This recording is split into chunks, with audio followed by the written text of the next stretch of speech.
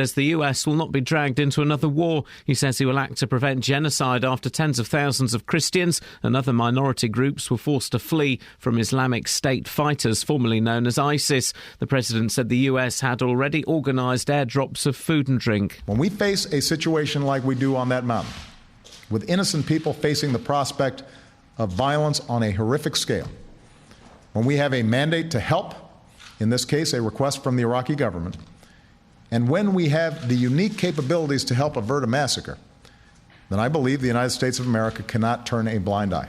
Council workers will continue dredging fly-tip rubbish from Stoke Brook in Aylesbury this morning. The District Council says it wants the waterway clear in case Tropical Storm Bertha hits Britain. The same section flooded during heavy rain in January. BBC weatherman John Hammond says the storm is predicted for Sunday. The most likely scenario is that it'll move its way into the more southern and eastern parts of the UK, carrying a lot of heavy rain, flooding rains potentially, and some unseasonably strong wind. The Israeli military says 2 rockets from Gaza have hit southern Israel just hours before a ceasefire was due to expire. They've accused Hamas of breaking the truce. The Liberal Democrats want to end the threat of prison for anyone caught with illegal drugs for personal use. The Lib Dem leader Nick Clegg denied the party was going soft on drugs, but said jail was not an effective solution. All you end up doing is turning their offence of having those drugs in their personal possession, you turn them into hardened criminals. They actually end up often hooked on harder drugs later. And of course the only people who benefit are the criminal gangs, the Mr. Bigs, the really nasty people who've got them hooked on drugs in the first place. They're the people who need to be behind bars. In sport, Lee Westwood and Rory McIlroy are among the pace setters after the first round of the USPGA, the final major of the season. Westwood is joint leader after a 6-under par 65, with McIlroy just 1 shot behind after a 66. The weather wet this morning with heavy showers or more persistent rain. The showers will continue this afternoon with some brighter spells. Feeling cooler, maximum temperature 22 degrees Celsius. And you can get the latest news and sport online at bbc.co.uk/3 counties. BBC Three Counties Radio's big tour of beds, hearts and bucks. Good wide age range of people. It's up and coming. There's lots of new developments going on. It's all about where you live. Luckily, there's a train station right on your doorstep, so you can get into London quite quickly. And all this week, we're featuring Amptill and Flitwick. It's got a lot of things going for it. There's lots of positive things. The big tour of beds, hearts and bucks. BBC Three Counties Radio. Oh man, it's Friday. Yeah. Morning, Iain Lee, BBC Three Counties Radio. I hate to be the bringer of bad news, the bearer of bad tidings, the messenger.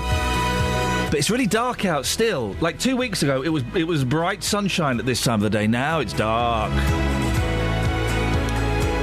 It's all downhill from here, guys. It's nearly Christmas! Sweet as a nut! A big Christmas nut. Why do we eat nuts at Christmas? I hate nuts. I hate nuts! I mean, I don't hate them. I'm not one of those people where my neck swells up, but... just every year, big... Let's talk about that nearer Christmas, it's still August. Coming up on the show this morning, fines for parents who take their children out of school during term time rocket. How well do you know your neighbours? Oh, do you remember the other day we spoke to a fruitcake who was growing spiders in his bin? No, hang on, let me rephrase that. Remember the other day we spoke to a gentleman who had white widows in his bin? Dealey is going there. He's going to get his hands on that man's white widow. 08459 455 555. Across beds, hearts and bucks. This is BBC Three Counties Radio. Here's a thing. Due to tensions here at BBC Three Counties Radio, perhaps we're not quite as prepared for the show as we would like to be. We haven't got anything to put on the Facebook page. We could have put taking your kid out of school, but knowing your neighbours, spider. So, could you give us a call and let us know what we should be putting on the Facebook page today, please? 084, it's not because we're lazy. She's been fighting. 08459 455 555.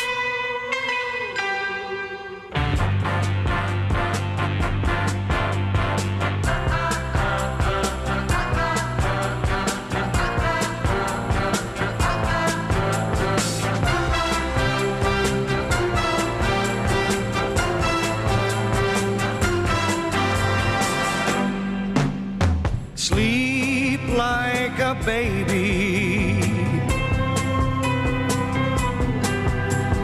My little lady, dream till the sunrise creeps into your eyes. Dream till the sunrise turns on the day in the avenues and alleyways. While you sleep, there's a whole world coming alive. Abel and his brother fighting one another in and out of every dive.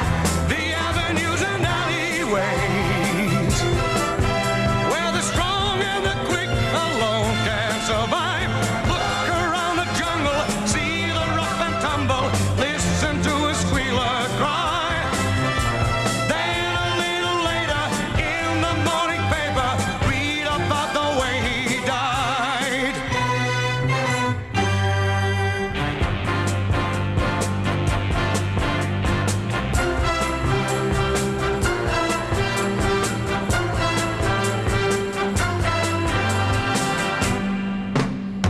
Wake up, my pretty. Go to the city. Stay through the daytime. Safe in the sunshine. Stay till the daytime turns into night. In the avenues and alleyways, where a man's gotta work out which side he's on. Any way he chooses, chances are he loses. No one gets to live too long. The avenues and alleyways, where the soul of a man is easy to buy. Everybody's wheeling, everybody's stealing, for the lower living high. Every city's got 'em, can we ever stop 'em? Some of us are gonna try. Have you ever seen Tony Christie? He's an odd-looking fellow, isn't he? Isn't he? Pop stars in the 70s, let's be honest, were weird. Now, since the rules about taking your child out of school during term time changed in September, the number of fines issued to parents across the three counties has more than doubled. In Bedfordshire, the number of fines being issued are amongst the highest in the country. Across the country, BBC research shows almost 64,000 fines have been handed out. That's an increase of 70%. Well, Paul Scoynes joins me to break down the research. Paul, what's going on? Well, Iain, this came into force in September. The then Education Secretary Michael Gove introduced these new rulings that head teachers could no longer grant these sort of special days of absence that a family could take in, quote, special circumstances. So effectively that meant that really it would become pretty much compulsory for head teachers to fine any parent who decided to take their child out of school for any reason other than, I suppose, a funeral or something like that. But and the purpose of this really was to stop parents taking their children away on holiday. Now, in Beds, Herts and Bucks alone, nearly 3,500 fines were issued this year, which is double that of last year. And of those, over 2,500 of those fines were in Bedfordshire, the vast majority of those being in Luton. Bedford Borough Council, indeed, saw a tenfold increase in the number of fines that it was issuing. Now, some of these fines would have been for truancy. Some of these fines would have been for sort of poor attendance as well. But most of them, we understand, were for children who were taking holiday during term time. And, you know, it's a vast survey, really. We've had about 80% of councils responding. Are these numbers of parents or numbers of fines? Well, these are the number of fines issued to parents, not the number of parents fined. So there may have been some parents who were fined more than once. And we've also only had fines issued in some instances for holidays, so it doesn't necessarily take into account truancy in all cases. But, you know, it's a highly controversial subject. Lots of parents have been objecting to this. Indeed, there have been petitions started opposing this sort of term time holiday ban, and we'll hear from somebody who started one of those petitions later on in the programme. Now, some councils, before the rules were introduced last year, said they didn't fine anybody at all. So we had councils like Buckinghamshire County Council who had issued no fines, who've gone up to about 134 fines this year. Other councils say that actually this system has had a positive impact. It's meant that attendance figures have improved as they've issued more fines, and some have gone up quite considerably. In Luton, the figure is around 61% year on year. What have parents in Luton said? Well, we've spoken to some in Luton, and many of them said actually that they would continue to still take their children out of school if indeed it meant that they were paying less money on the holiday and would take the hit on the fine. These people spoke to Sophie Solaria in Luton yesterday. We're talking today about taking children out of school and getting fined for it. Would you ever do that? Yes, I already have. What's your situation? It was £1,000 cheaper, so I just took my children out and paid the £120 fine. For 2 kids, you had to pay £120 to take them on holiday? Yes, £60 each. What did the head teacher say whenever you did that? Did you ask his permission? Yes, I did, and she sent a letter back to say, no, we're not allowed. I just thought I'm going to do it anyway. We took them to the pyramids and, the history and things, so they did learn a bit, but they did have a lot of fun in the pool as well. How old are they? 10 and 6. Do you think it will affect their education after taking them out of school for that week? Not at all, no. It weren't even a week, it was 4 days. Would you do it again? Yeah. I'd rather pay £120 than £1,000 extra on top of my holiday, so... Every year I've taken them out, but I haven't faced a fine as of yet. Why do you make that decision to take your children out of school? At the moment, because they're young and there's no exams or anything that I feel will go against them, I think it is fundamental that they have quality time with the family. Due to the work that me and my husband are both in, we can't get time off in August. I work for a holiday company, it's our busiest time of year, so I can't take the time off when they're off, so we choose to go away end of September every single year. If you get fined for it, would you stop doing it? No, because the fine that I get fined is so much less than what the difference in the holiday price would be. OK, well, you can give us a call about that. Oh, wait, you're still here. Yeah, so I'm we done. Finished. I'm done. We finished? Yep, done. Thank you. All right, mate, thank you. 08459 455 555 is the telephone number if you want to give us a call on that. Here's something, right? And I've said this before. Yeah, you should be allowed to take your kids out of school. Of course you should be allowed to take your kids out of school. They're your kids. And going on holiday is far more productive than sitting in a classroom reading some books and learning about Tiny Tim's Winkle bends greatly every cold year. I don't remember what that means. It's something to do with the agricultural revolution. All I know about the agricultural revolution is crop rotation and Tiny Tim's Winkle bends greatly every cold year. Tull something Townsend. No, Tull Towns. I don't know. Of course you should be able to take your kids out of school. And here's something. It mentions truancy in here. No, I will get told off for this. I couldn't give a monkeys. My one regret, one of my many, many regrets at school is that I didn't bunk off more. I wish. Ellis, you're nodding. Yeah, me too. And then scooting over to your microphone. Yeah, me too. I wish. Did you ever bunk off of school? No, I was rubbish. I was such a goody two shoes at school and uni. Should have taken more time to. At uni, I very rarely went in, and I got a 2-1. I went in most of the time. Yeah. I was such a mug. School, I went in all the time. I never bunked. Yes, sometimes I went in very, very drunk. That's fine. Twice I did, and that was fine. And this is not the official BBC line. Of course it's not, you suckers, and people will still phone in and complain. I wish I'd bunked off school more. And if you're a young person listening, honestly, you miss a day, you miss a couple of days. There is no permanent record, guys. There is no permanent record. What you do when you're 14 does not affect you when you're 41. 08459 455 555. Travel news for beds, cards and bugs. BBC Three Counties Radio. In Hertford, Old Cross is closed in both directions as of 6:30 last night due to emergency repairs. That's just between Hartham Lane and St Andrew Street. Also, a few roadworks in place this morning that may affect traffic as the morning goes on. On the M1 in both directions, still have those major roadworks in place between Junction 10A for the Kidneywood roundabout and Junction 10 for the Luton Airport Spur Road. And on the M40 in both directions as well, still have one lane closed around Junction 5 for Stokenchurch due to bridge maintenance work. Emma Jones, BBC Three Counties Radio. Emma, thank you very much. Right, it's 6:16. It's Friday, the 8th of August. I'm Iain Lee. These are your headlines on BBC Three Counties Radio. There's been a sharp rise in the number of fines issued to parents for taking their children out of school in term time. BBC research shows over 10 times as many fines were issued in Bedford, over 7 times as many in Milton Keynes.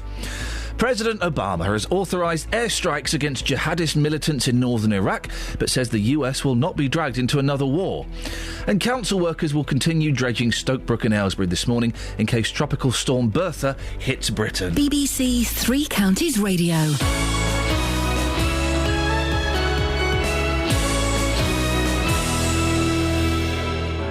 Every weekday from 3. Spend your afternoons talking about beds, hearts and bucks. It's an amazing venue. If you haven't been to Amstel Park, get along. It's absolutely beautiful. Discussing the biggest stories. In terms of our people, we've invested £5 million to recruit new nurses. In the company of friends. Howard Berry, Ian Brown, Amanda Devlin. Amanda, what have you been watching this week? I went to see Happy Days. And debating the week's hottest topics. The biggest problem is actually lack of money, lack of opportunities, poor availability of training. The use of CCTV spy cars to catch people who park illegally is to be banned. Roberto Perroni, weekdays from 3. BBC Three Counties Radio.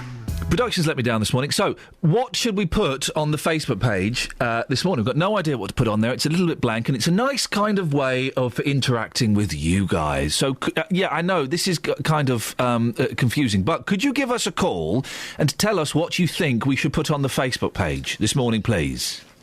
08459 455 555. What? 08459 455 555 is the telephone number. What on earth should we have on the Facebook page this morning, please? Goodness sakes.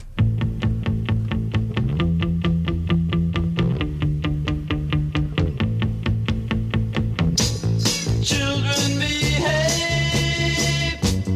That's what they say when we're together.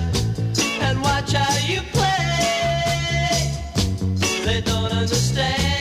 So we're running just as fast as we can, holding on to one another's hand, trying to get away into the night. And then you put your arms around me as we tumble to the ground. And then you say, I think we're alone now. There doesn't seem to be anyone around. I think we're alone now. The beating of our hearts is the only sound.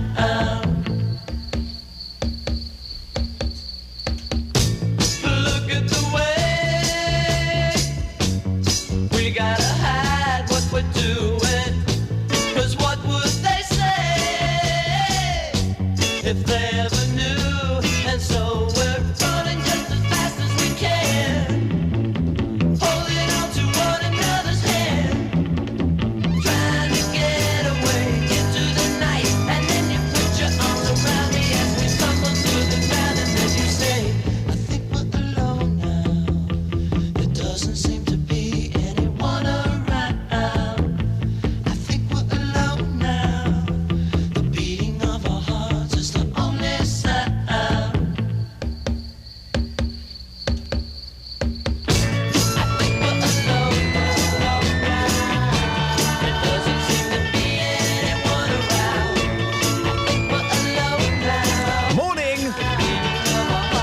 I love a bit of Tommy James. Who he wrote that. What else did he write? What other song? Ellis, what other famous song did Tommy James write? You won't know, Scoins. Ellis, what other famous song did Tommy James write? Why would I know if Scoins doesn't know? Because he's an idiot. Just give us name a famous song. Oh, man. We Will Rock You. No! Do it properly. Famous song. Great bands, by the way. Famous song.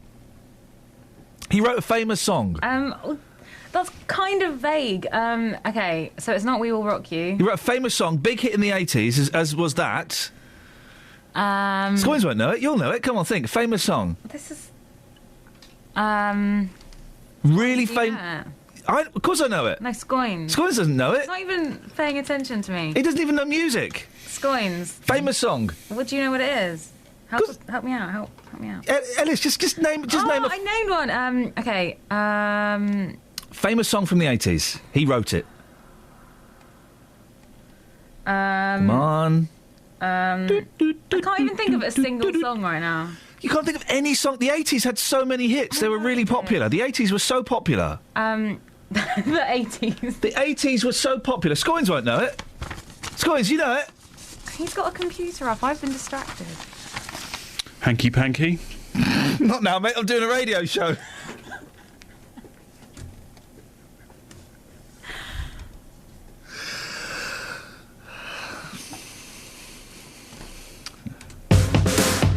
Across beds, hearts and bucks. This is Iain Lee. BBC Three Counties Radio. So you don't know it, do you? I don't know as to who is that. What? Billy Idol. What? Oh, it's Mony Mony by Billy Idols. Now, we've got more ways of communicating with each other than ever before. Let's go through them, shall we? The telephone, the letter, the electronic mail, the email, the text, the WhatsApp, the Twitter, the Facebook, and that's about it.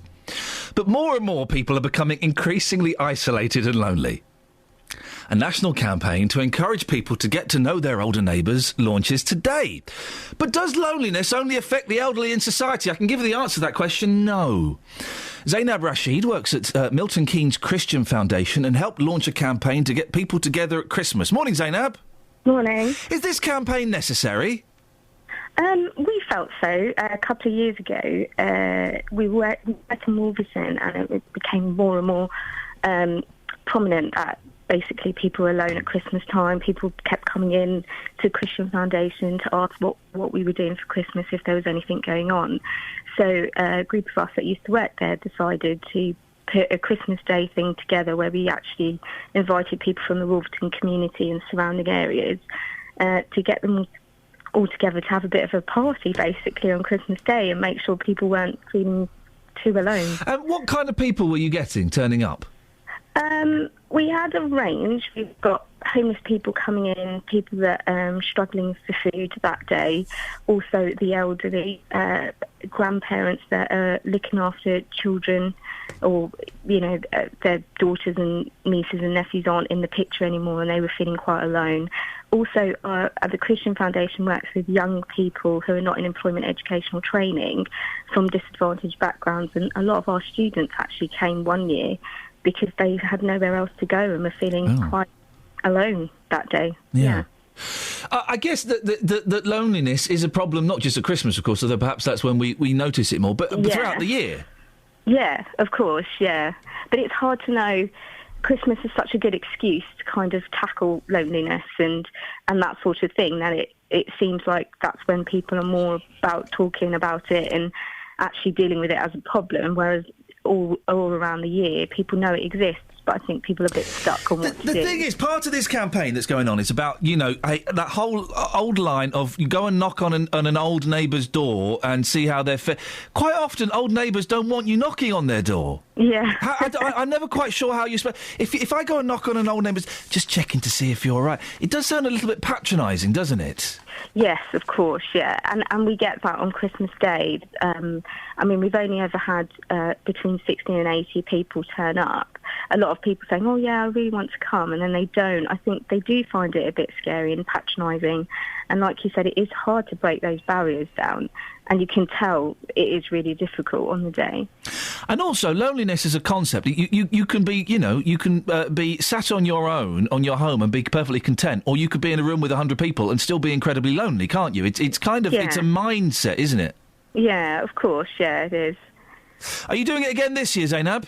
Yeah, we're hoping to. We're going to start the ball rolling this month to try and get more advertising, get more people on board, and so that more people know about it and feel a bit more come. So, yeah. OK, Zeb, well, make sure you keep in touch, and we shall certainly give it a plug when it happens.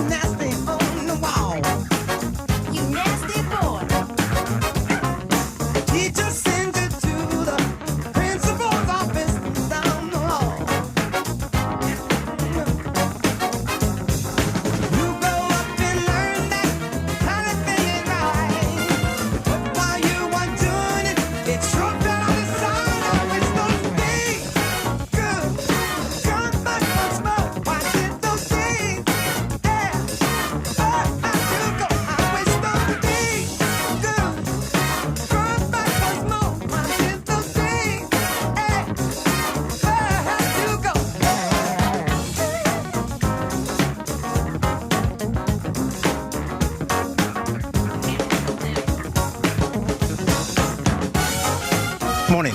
Princess, if you hear a whisper, give us a shout. If you hear a whisper, give us a shout. Word up. If you hear a whisper, give us a shout. Respect. There's no more Fanny. Shakalaka boom boom.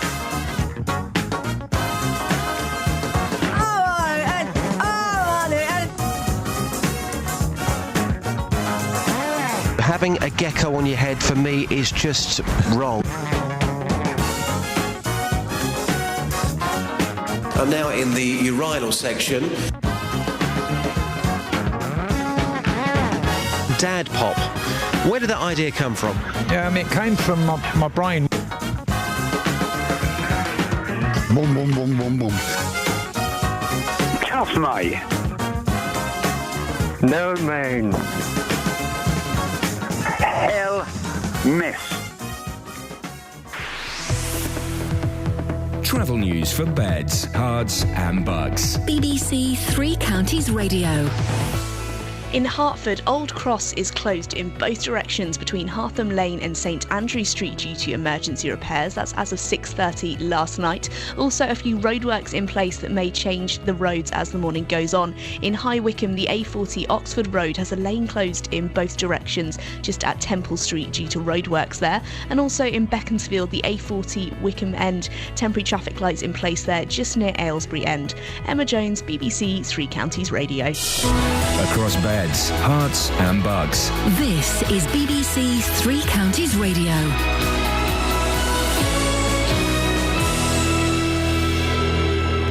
It's 6:30, I'm Simon Oxley. There's been a sharp rise in the number of fines issued to parents for taking their children out of school in term time. BBC research shows over 10 times as many fines were issued in Bedford, over 7 times as many in Milton Keynes. President Obama has authorised airstrikes against jihadist militants in northern Iraq, but says the US will not be dragged into another war.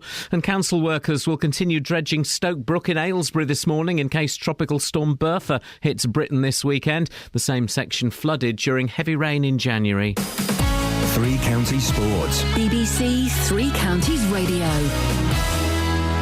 Lee Westwood and Rory McIlroy are among the pace setters after the first round of the USPGA, the final major of the season. Westwood is joint leader after a 6-under par 65, with McIlroy just 1 shot behind after a 66. You can't win it on the first day, obviously, but you can put yourself out of it, and a 66 definitely has not put me out of it. And if you look at my major wins in the past, I've started well in all of them, so I think it's important for me to start well this week and just have to keep it going tomorrow.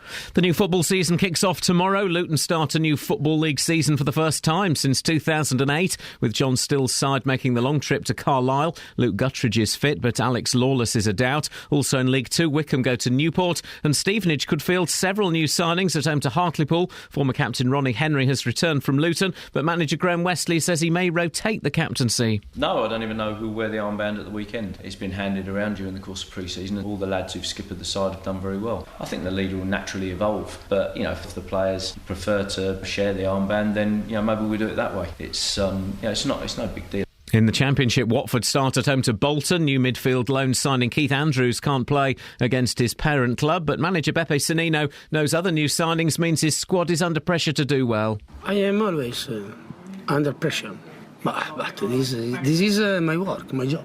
Pressure alone. It's only on myself. And in League One, on loan Arsenal striker Benica Fobi and defender Carl McFadzean are set to make their MK Dons debuts at home to Gillingham. And there's commentary on Watford, MK Dons, Luton and Stevenage in 3 Counties Sport, which returns tomorrow at 2. And England's cricketers resume on 113 for 3 this morning on day 2 of the 4th Test at Old Trafford. They bowled India out yesterday for 152. BBC 3 Counties News and Sport. The next full bulletin is at 7. Call 08459 455 555. BBC 3 Counties Radio. Morning, this is Iain Lee, BBC 3 Counties Radio. I'll be doing the newspapers with Ellis this morning in a little bit. But before that, Ian's in Milton Keynes. Morning, Iain. Hello, Iain. How are you doing? I'm all right. It always freaks me out talking to someone with the same name as me. But you spell it the wrong way. Whoa, dude, I spell it the proper way. No, you spell it the wrong way. All right, I-A-N, boring Ian, yes?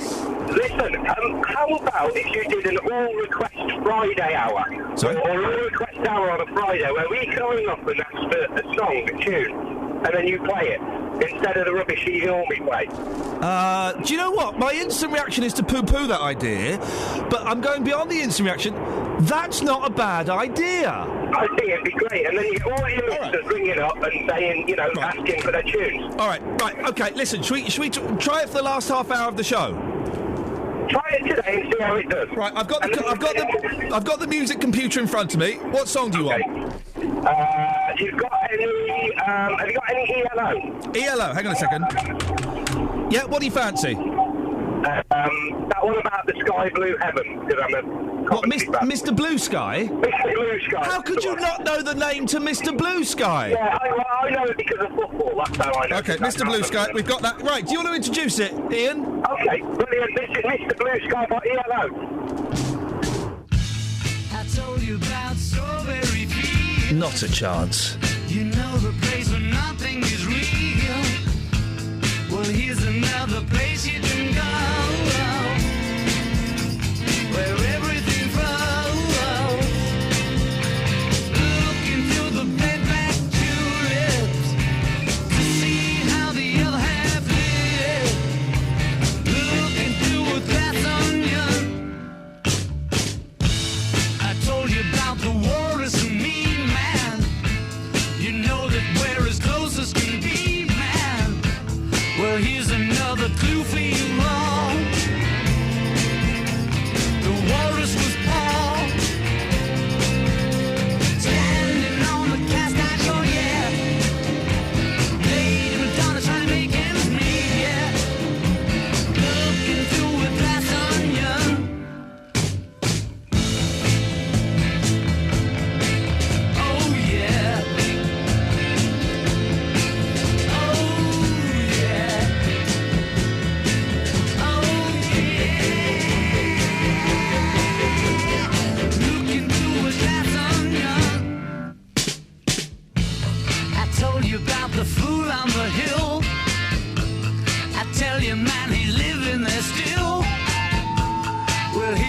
other place you can be.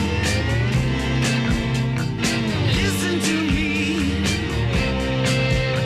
Fixing the hole in the ocean. Trying to make a dovetail joint, yeah. Looking through a glass onion.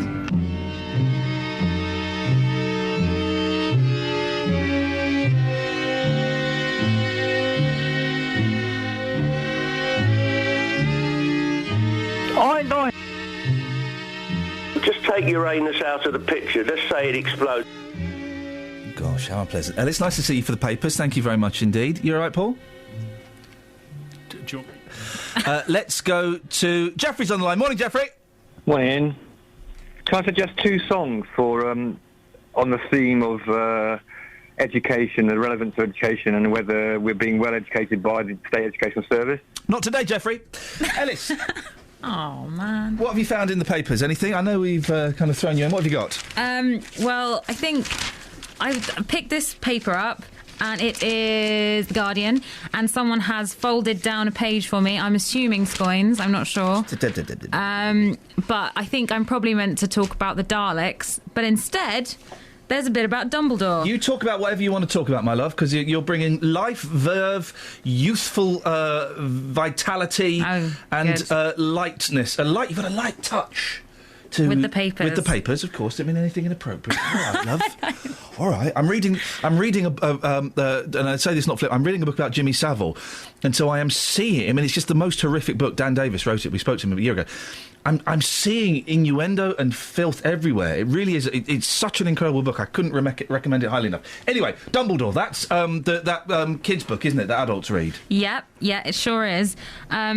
So, J.K. Rowling has written to a teenager who found strength in the words of a Harry Potter film after her entire family was shot dead. Oh, blimey. Yeah. Cassidy, from Texas, survived the attack by playing dead, but her mother, father, 2 younger sisters and 2 younger brothers were all murdered by the gunman. Well, getting a... God, blimey. Yeah. Whoa, this is a bit heavier than I was expecting. I know. You should have maybe read that. Whoa. Don't worry. But fair play, a letter from J.K. Rowling would certainly make everything all right in that instance, wouldn't it? Well, and then it says there's an online campaign led to Rowling. What? Yeah. Are you sure you want to read this sentence? Trying to get J.K. Rowling to write to her in the voice of Dumbledore. What? Yeah. I tell you what, I'll do a story. Yeah, I'll do this is really... I will do a story, and you read the next story. I'll read the next one. I just saw the word Dumbledore. Right, just button it, love. Well, I can get us out of this. So, here's a story. We all like looking at stuff on the internet, don't we? We all like the internet. We can see anything we want on the internet. We can see fun things. We can see not so fun things. Well, Boobop Scrounger... You know the Boobop... Oh, I know Boobop Scrounger, yeah. You know Boobop Scrounger, Josie Cunningham, who I suspect is damaged goods, is slightly troubled, and but fair play to the Sun, they keep exploiting her. She's the gift that keeps on giving. Boobop Scrounger, Josie Cunningham, is cashing in again by offering tickets to watch her birth, I'm assuming it means the birth of her child, live on Skype. Now, how much would you pay for that? I wouldn't want to see that. Scoins, how much would you pay for that? Quickly. To be fair, I watch One Born every minute, though. I probably... I don't know. £200. Wow. But why would you want to watch it? Well, because you're going to see a bit... Well, because she's a celebrity. The single mum of 2 expecting her 3rd child after a stint as a £1,000 a night hooker is already pocketing £30,000... selling 4 bedside seats at the delivery. She's selling... Here comes the gag, guys. She's selling ringside seats. Guys, come on. She's selling rings... That's actually genius. But I thought you weren't allowed people in the room other than one person. Oh, surely they're not going to start allowing an audience. You can have as many... I had to fight to get my mother-in-law out of there.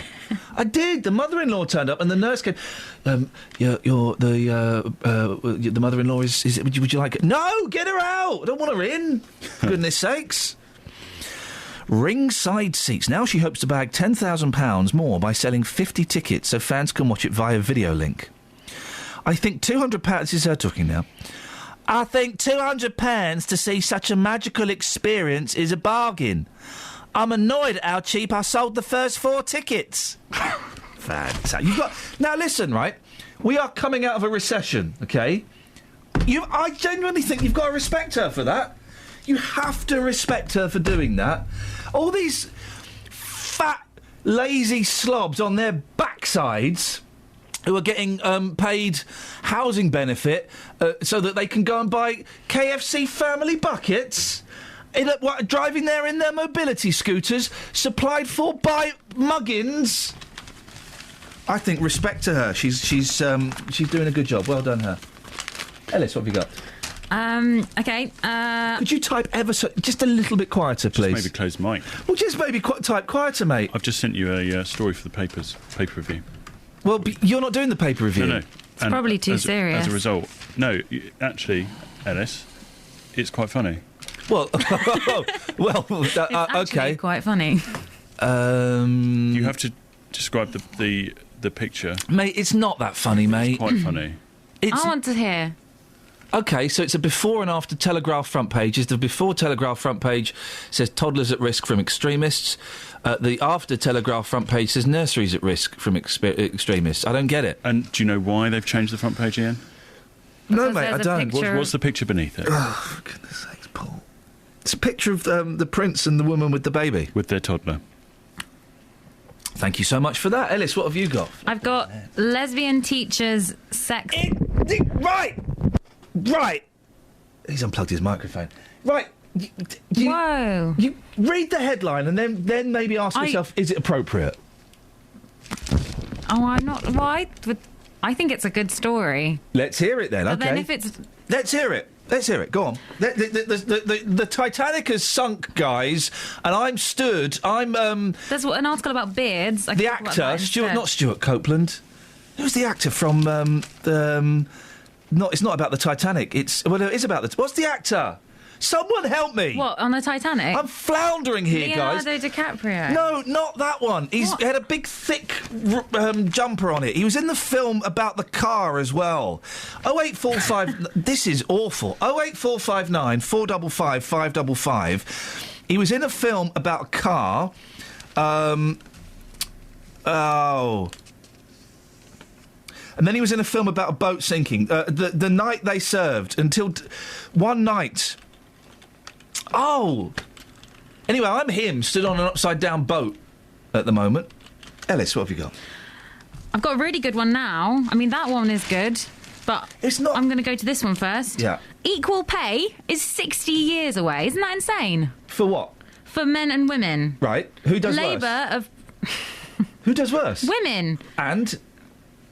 I know what. Why don't you stop having babies?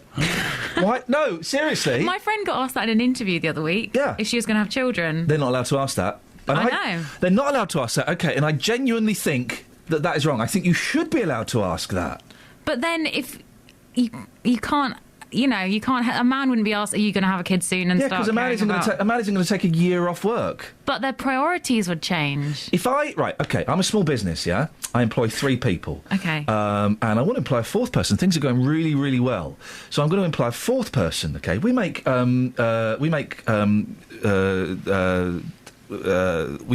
knobs. We're knob makers. Is that why you're the boss? It's going really well. I want to employ a 4th person. And you come in as a lady, right? Right, Scoins comes in as a man. Right, you want a job working with my knobs? Oh, please, Ellis. I'm trying to prove a point here. Yeah, I'm a qualified carpenter. They're made out of plastic. Well, then... It's like this Scoins' probably dream isn't the job. for me. No, you're both equally qualified for the job, right? But I noticed that you're a lady, you have a womb, right? I'm assuming... OK, so we're in the job interview. I'm assuming your womb is fully functional. Sure. At any point, do you think you'll be having children?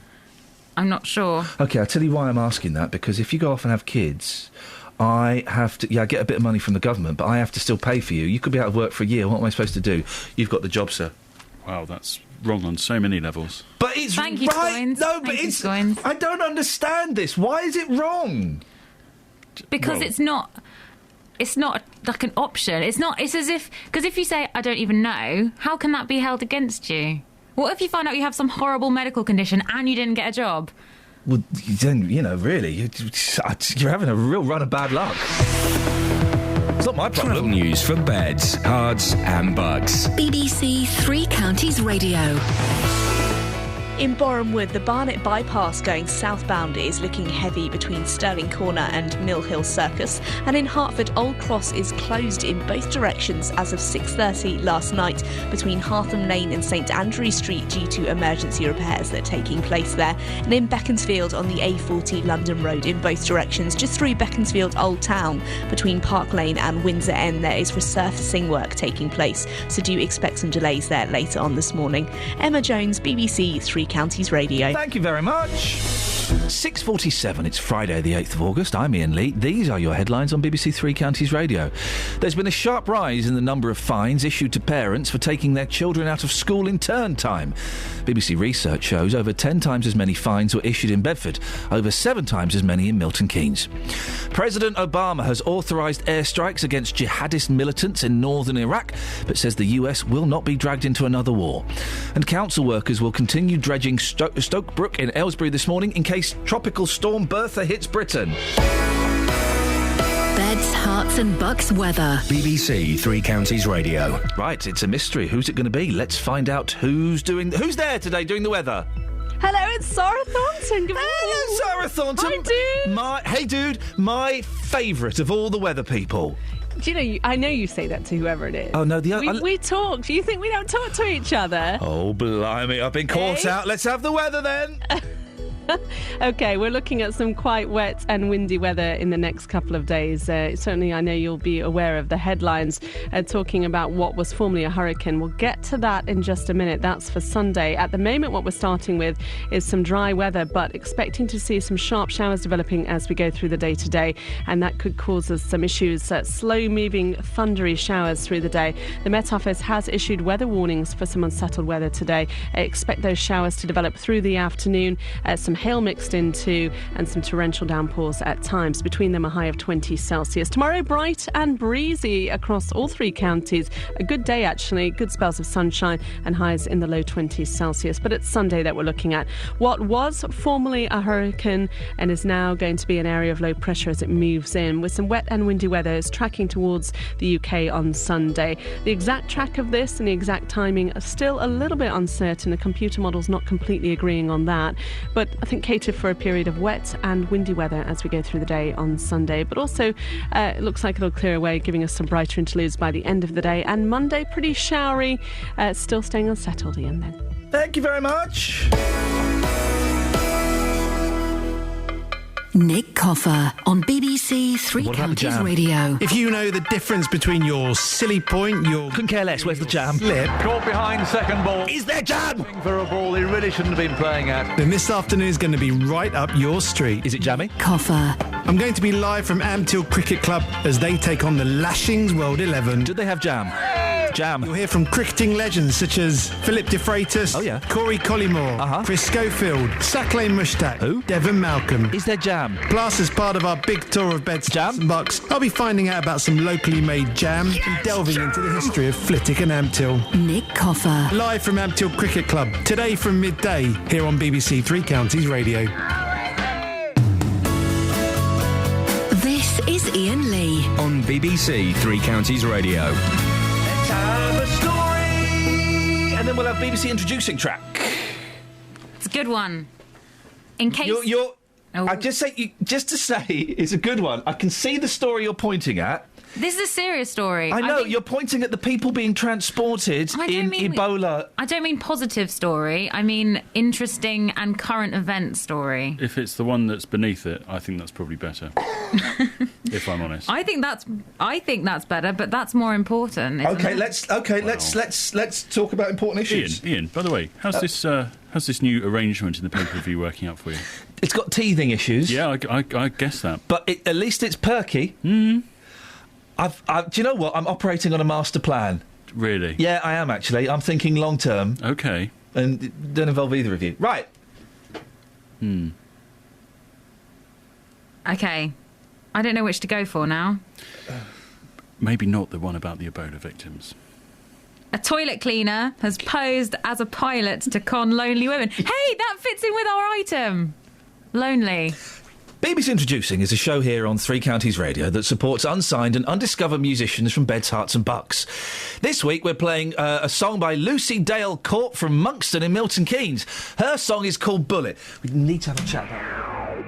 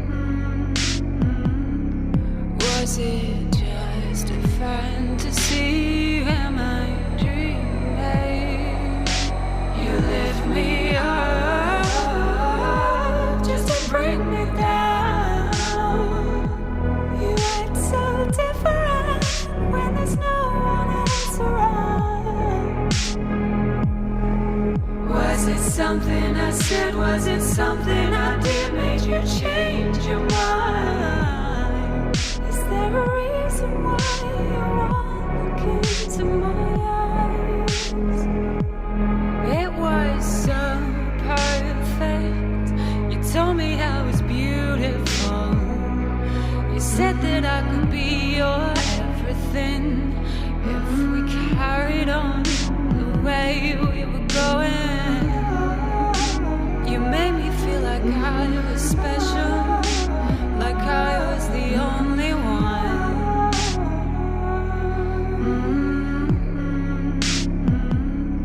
But when the smoke and the mirrors fade away, I see the truth behind the words. That's Lucy Dale Court from Monkston in Milton Keynes. That's her song Bullet. You can hear more BBC Introducing tracks by listening to BBC Introducing Saturday nights with Gary Floyd. Now listen, we've still not had anyone suggest what we should put on Facebook. I've realised what the problem is. We need to put it on Facebook. Well, that's not going to work. No, why not? I went on a course recently, and that's just definitely not going to work. No. So we go onto Facebook and we ask the listener, what should we put on Facebook? Because we'll end up on that website that shows bad examples of those guys. So who can work Facebook here, guys? I've not got a login anymore. Scoins? I can do that. Ellis, would you be able to go onto Facebook for me? I can when I get back in there. Probably a good idea. Yeah. I mean, you're looking at Sudoku. She's looking at. I just happened to stop turning on that I don't page. know if you know how the paper review works. Sudoku ain't part of it. First, top left-hand corner 1, middle top square blank. Hey, stranger things have happened on the radio. Yeah, you do radio Sudoku. Go on, do it. I don't know how Sudoku. I cannot get my head around Sudoku, and then I also cannot get my head around why anybody would want to get their head around Sudoku. It's the most boring thing. It's the second most boring thing in the world. What's the first? Is it you? Oh. Right, you go and do Facebook. Go back in there with your boyfriend. Do Facebook. I like the beard article. All right, get mate. around to that. All right, mate. You also liked an article about Ebola. I didn't like it. Oh. You were sat there giving Ebola the thumbs up. Go in there with your boyfriend. Get onto Facebook. The Facebook question is, what should we put on Facebook? Facebook.com/BBC Three Counties Radio. I'm going to play the Rolling Stones, a band I cannot stand. That's how bad things have got.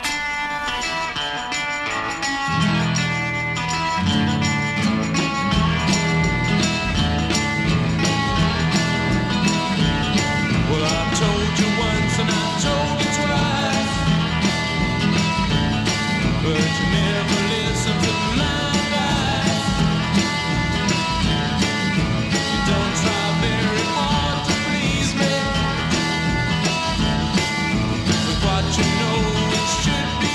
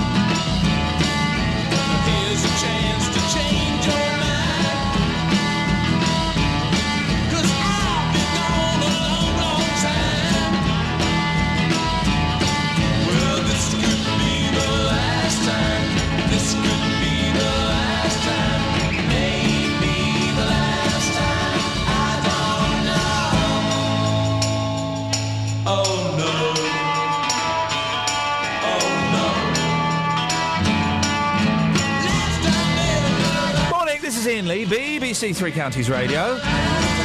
There's a thing in the papers, 1 in 8 of us never use the internet. I don't believe that at all. Is there anybody listening to this show who has never used the internet, ever? Even my mum has used it. 08459 455 555 is the phone number. Travel news for beds, cards and bugs. BBC Three Counties Radio.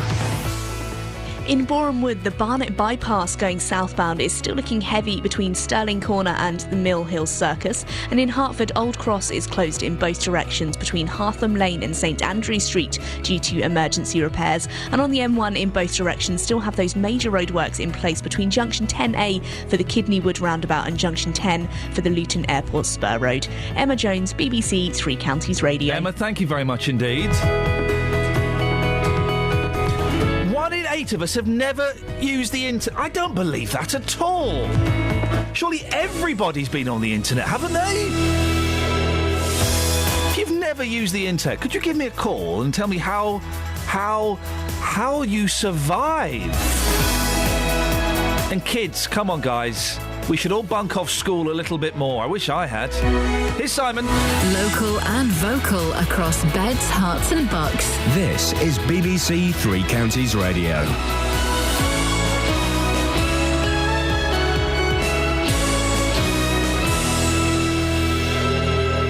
It's 7 o'clock. The headlines: sharp rise in school fines for parents. Obama gives the go-ahead for Iraq airstrikes, and flood prevention work in Aylesbury. BBC Three Counties Radio. There's been a sharp rise in the number of fines issued to parents for taking their children out of school in term time. BBC research shows there's been a 70% increase since new government regulations came into force last September. Over 10 times as many fines were issued in Bedford, over 7 times as many in Milton Keynes. And in Luton, the number has gone up by over 60% to nearly 2,300 fines. Karen Wilkinson is from the group Parents Want to Say. Some schools are completely behind us. We get tweets from teachers, from head teachers. We have private conversations with anyone from educational welfare officers, educational psychologists, who think that the rule is absolutely ridiculous. And then we do have other people, governors, sometimes teachers, sometimes head teachers, who say no, children should be in school all the time. President Obama has authorised airstrikes against jihadist militants in northern Iraq, but says the US will not be dragged into another war. He says he will act to prevent genocide after tens of thousands of Christians and other minority groups were forced to flee from Islamic State fighters, formerly known as ISIS. The president said the US had already organised airdrops of food and drink. When we face a situation like we do on that mountain, with innocent people facing the prospect of violence on a horrific scale, when we have a mandate to help, in this case a request from the Iraqi government, and when we have the unique capabilities to help avert a massacre, then I believe the United States of America cannot turn a blind eye. A teacher at an all-girls public school in Hertfordshire has admitted engaging in sexual activity with a 15-year-old pupil. 26-year-old Emily Fox, who taught at the Royal Masonic School for Girls in Rickmansworth, pleaded guilty to 4 charges at St Albans Crown Court. She will return for sentencing next month. The Israeli military says 2 rockets from Gaza have hit southern Israel just hours before a ceasefire was due to expire. They've accused Hamas of breaking the truce. Council workers will continue dredging fly-tip rubbish from Stoke Brook in Aylesbury this morning. The District Council says it wants the waterway clear in case Tropical Storm Bertha hits Britain. The same section flooded during heavy rain in January. BBC weatherman John Hammond says the storm is predicted for Sunday. The most likely scenario is that it'll move its way into the more southern and eastern parts of the UK, carrying a lot of heavy rain, flooding rains potentially, and some unseasonably strong wind. In sport, Lee Westwood and Rory McIlroy are among the pace setters after the first round of the US PGA, the final golf major of the season. Westwood is joint leader after a 6-under par 65, with McIlroy just 1 shot behind after a 66. The weather wet this morning with heavy showers or more persistent rain. The showers will continue this afternoon with some brighter spells, feeling cooler, a maximum temperature 22 degrees Celsius. And you can get the latest news and sport online at bbc.co.uk/3counties.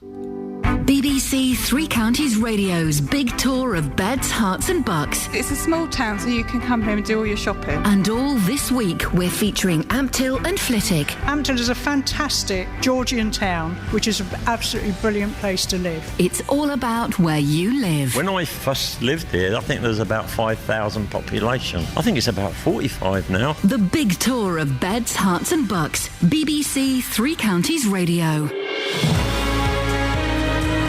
Morning. It's Iain Lee, BBC Three Counties Radio. It's Friday. We made it to the end of another week, guys. High fives and donuts all around. Lots to talk about this morning, including fines for parents who take their kids out of school during term time. Rocket. How well do you know your neighbours? I'm just thinking, I don't know any of my neighbours. I certainly don't know their names. Oh, and this is going to be good. Do you remember earlier in the week we spoke to a gentleman who had a white widow spider in his dustbin? And you remember that Justin Dealey doesn't like spiders? Yeah. We're sending Justin Dealey to look at the white widow spider in a man's bin. Oh, it's going to be good. We're also kind of a little bit stuck for ideas. What should we put on the Facebook page? I know. Facebook.com/BBC3CR. But the best way to get in touch is 08 459 455 555. Across beds, hearts and bucks. This is BBC Three Counties Radio. Now, since the rules about taking your kids out of school during term time changed in September, the number of fines issued to parents across the three counties has more than doubled. In Bedfordshire, the number of fines being issued are amongst the highest in the country. And across the country, BBC research shows that almost 64,000 fines have been handed out, an increase of 70%. Well, Craig Langman is a parent who started a petition against the fines. Morning, Craig. Good morning. Why did you start this petition? Because it's morally wrong, for a start. Why is it morally wrong? Basically, the right to be able to take children out of school doesn't just happen because of holidays. It could be several reasons. And now it's being sort of given the hard line that parents aren't allowed to take their kids out of school for whatever reason. And that, you know, if you want to take holidays, it has to be during when the government and the schools tell us we can go on holiday. We hear stories in the papers. There was one the other day about a kid was refused permission to have 3 days off to go to a funeral. But that's quite rare, isn't it? Most schools would use their discretion, and if it was a funeral or something like that, they'd say it was okay, wouldn't they? Unfortunately not. So I would like to say yes in that sense. But we're getting stories who parents want to say. We're getting stories throughout the country on a regular basis where schools have not taken the discretion, even though the discretion is actually down to the head teacher. We're finding out that, you know, kids are being refused for all sorts of reasons, not just holidays. So what kind of things are parents asking for and not getting? For an example, as you mentioned, funerals. Kids who are actually like only been given like 1 or 2 years left to live, they want to take their kids on a one last sort of family holiday. Really? So a kid with a couple of years left to live, and the school's saying no, they can't go out of school?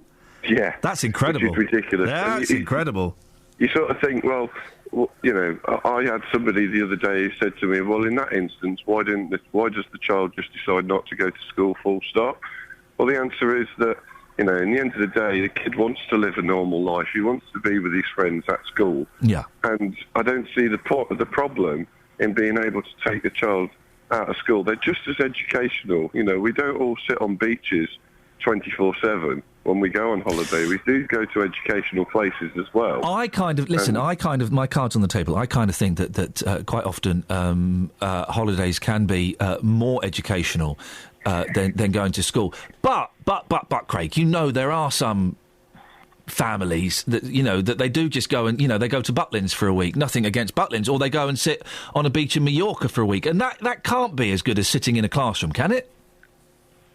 Well, it all comes down to you know, a case by case basis. We're not saying for 1 minute that It's everybody's right to be able to do it.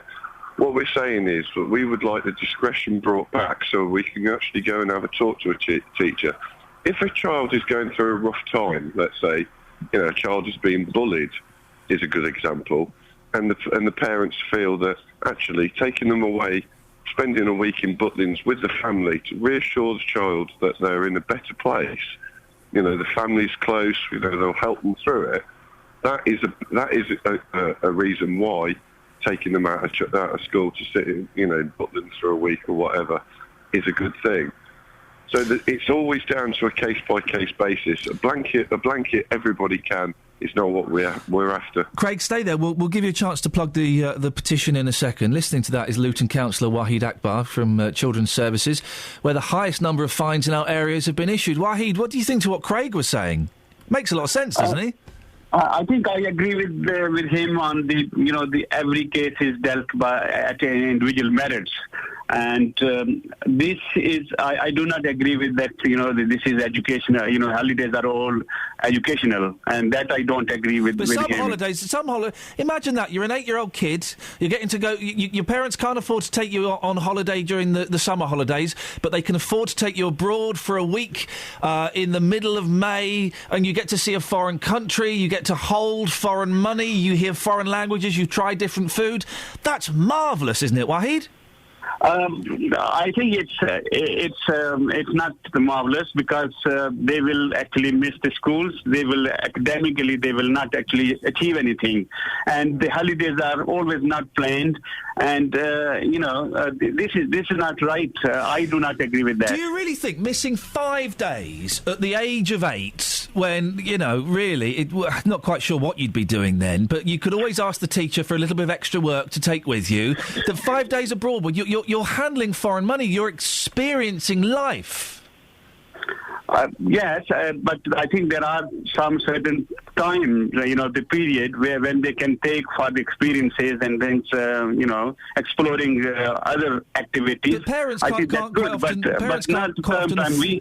But parents can't afford. Wait, a lot of parents can't afford to take their kids abroad during the summer holidays. I think this is also, this is the legislation, this is the regulation which is introduced by the government last September. We are trying to actually implement those guidelines and rules which have been introduced, and the Luton has actually achieved quite. I think you have said that we are actually top of the in terms of attendance. We are in the region. 2,249 fines in Luton have gone out since last September, more than any of the other councils in the 3 counties.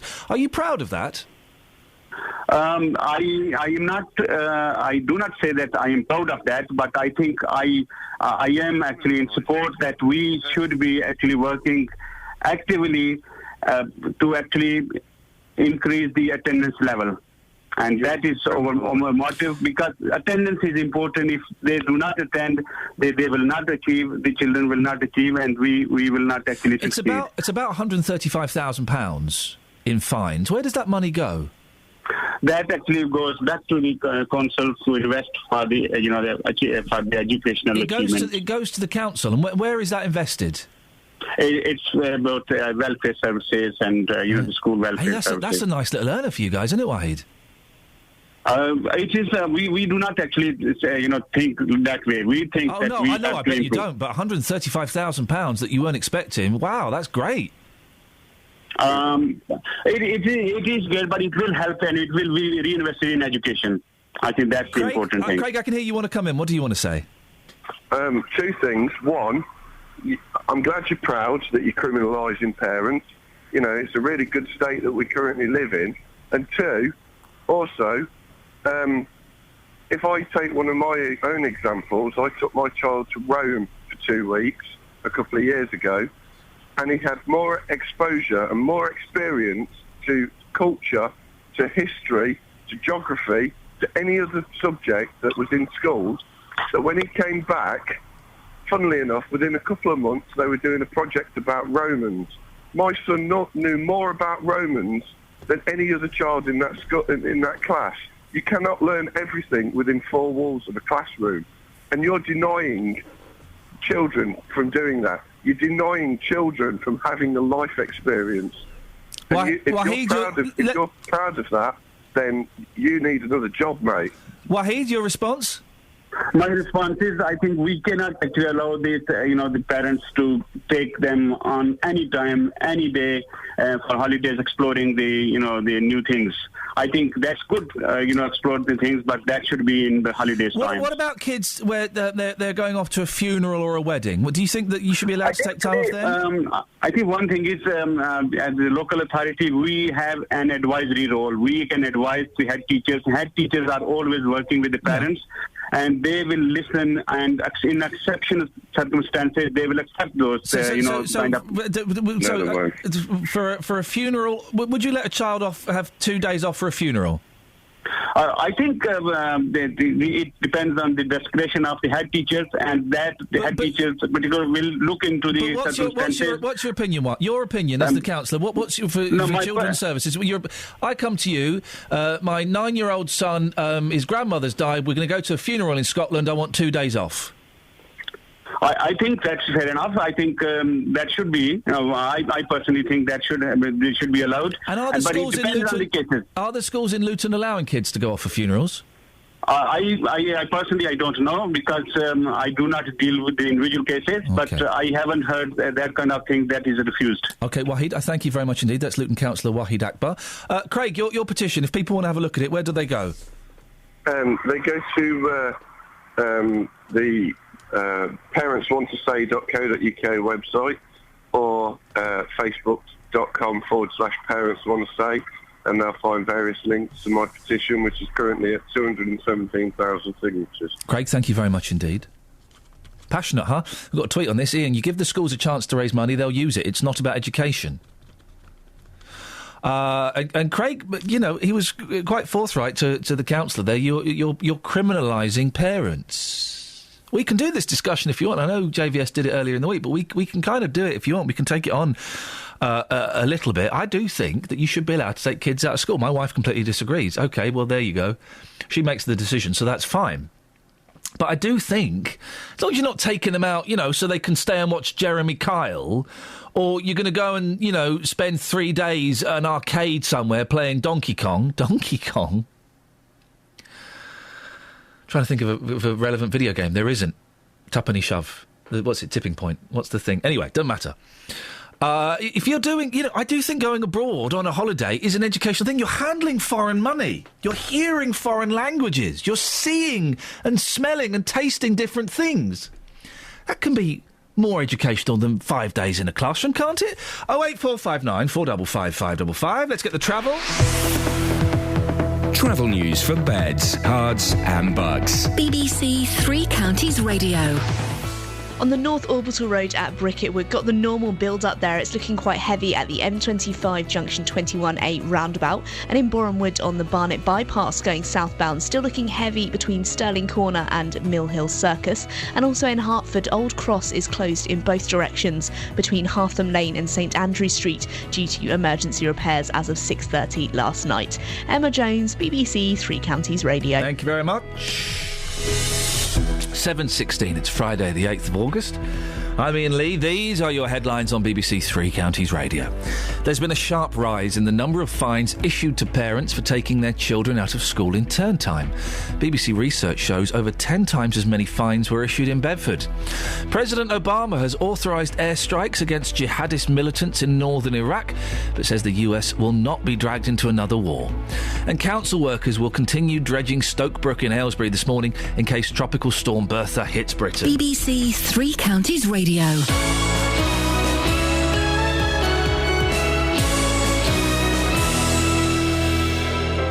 This season, we'll make every day memorable. Starting tomorrow, as all our local teams kick off the 2014-15 season. I know what it means to the supporters, having been here the year, and realised how much it means to them. Luton play their first Football League game in 5 years, away to Carlisle. Watford are at home to Bolton. MK Dons host Gillingham. Do look at the team at the moment and I get quite excited by the start. I think the signings this year may make a massive difference. And Stevenage entertain Hartlepool. Relegation is new to me. It's a bitter taste, but we've done exactly what you need to do. Clear the decks, start again and bring in some really good people. The 2014-2015 season kicks off tomorrow from 2 in Three Counties Sport. Here on BBC Three Counties Radio.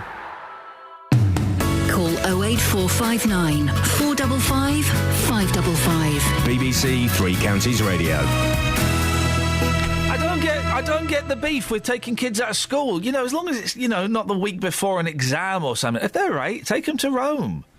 Rome, what is there to see in Rome? Only some of the finest architecture in the world. Richard's in Stevenage. Morning, Richard. Hi, Ian. Richard, are you going to agree with me on this?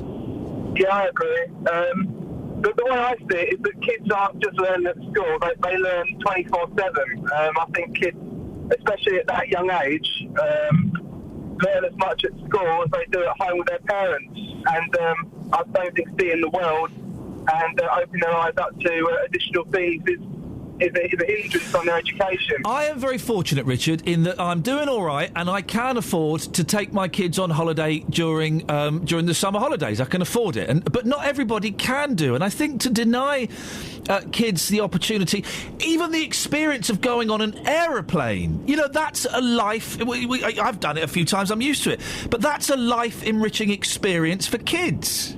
I agree, and the thing I don't understand is if you're taking a kid, especially in junior school, I mean, what the kids are learning in junior school, an adult should, well, I'd say majority of adults can handle that sort of, work comfortably.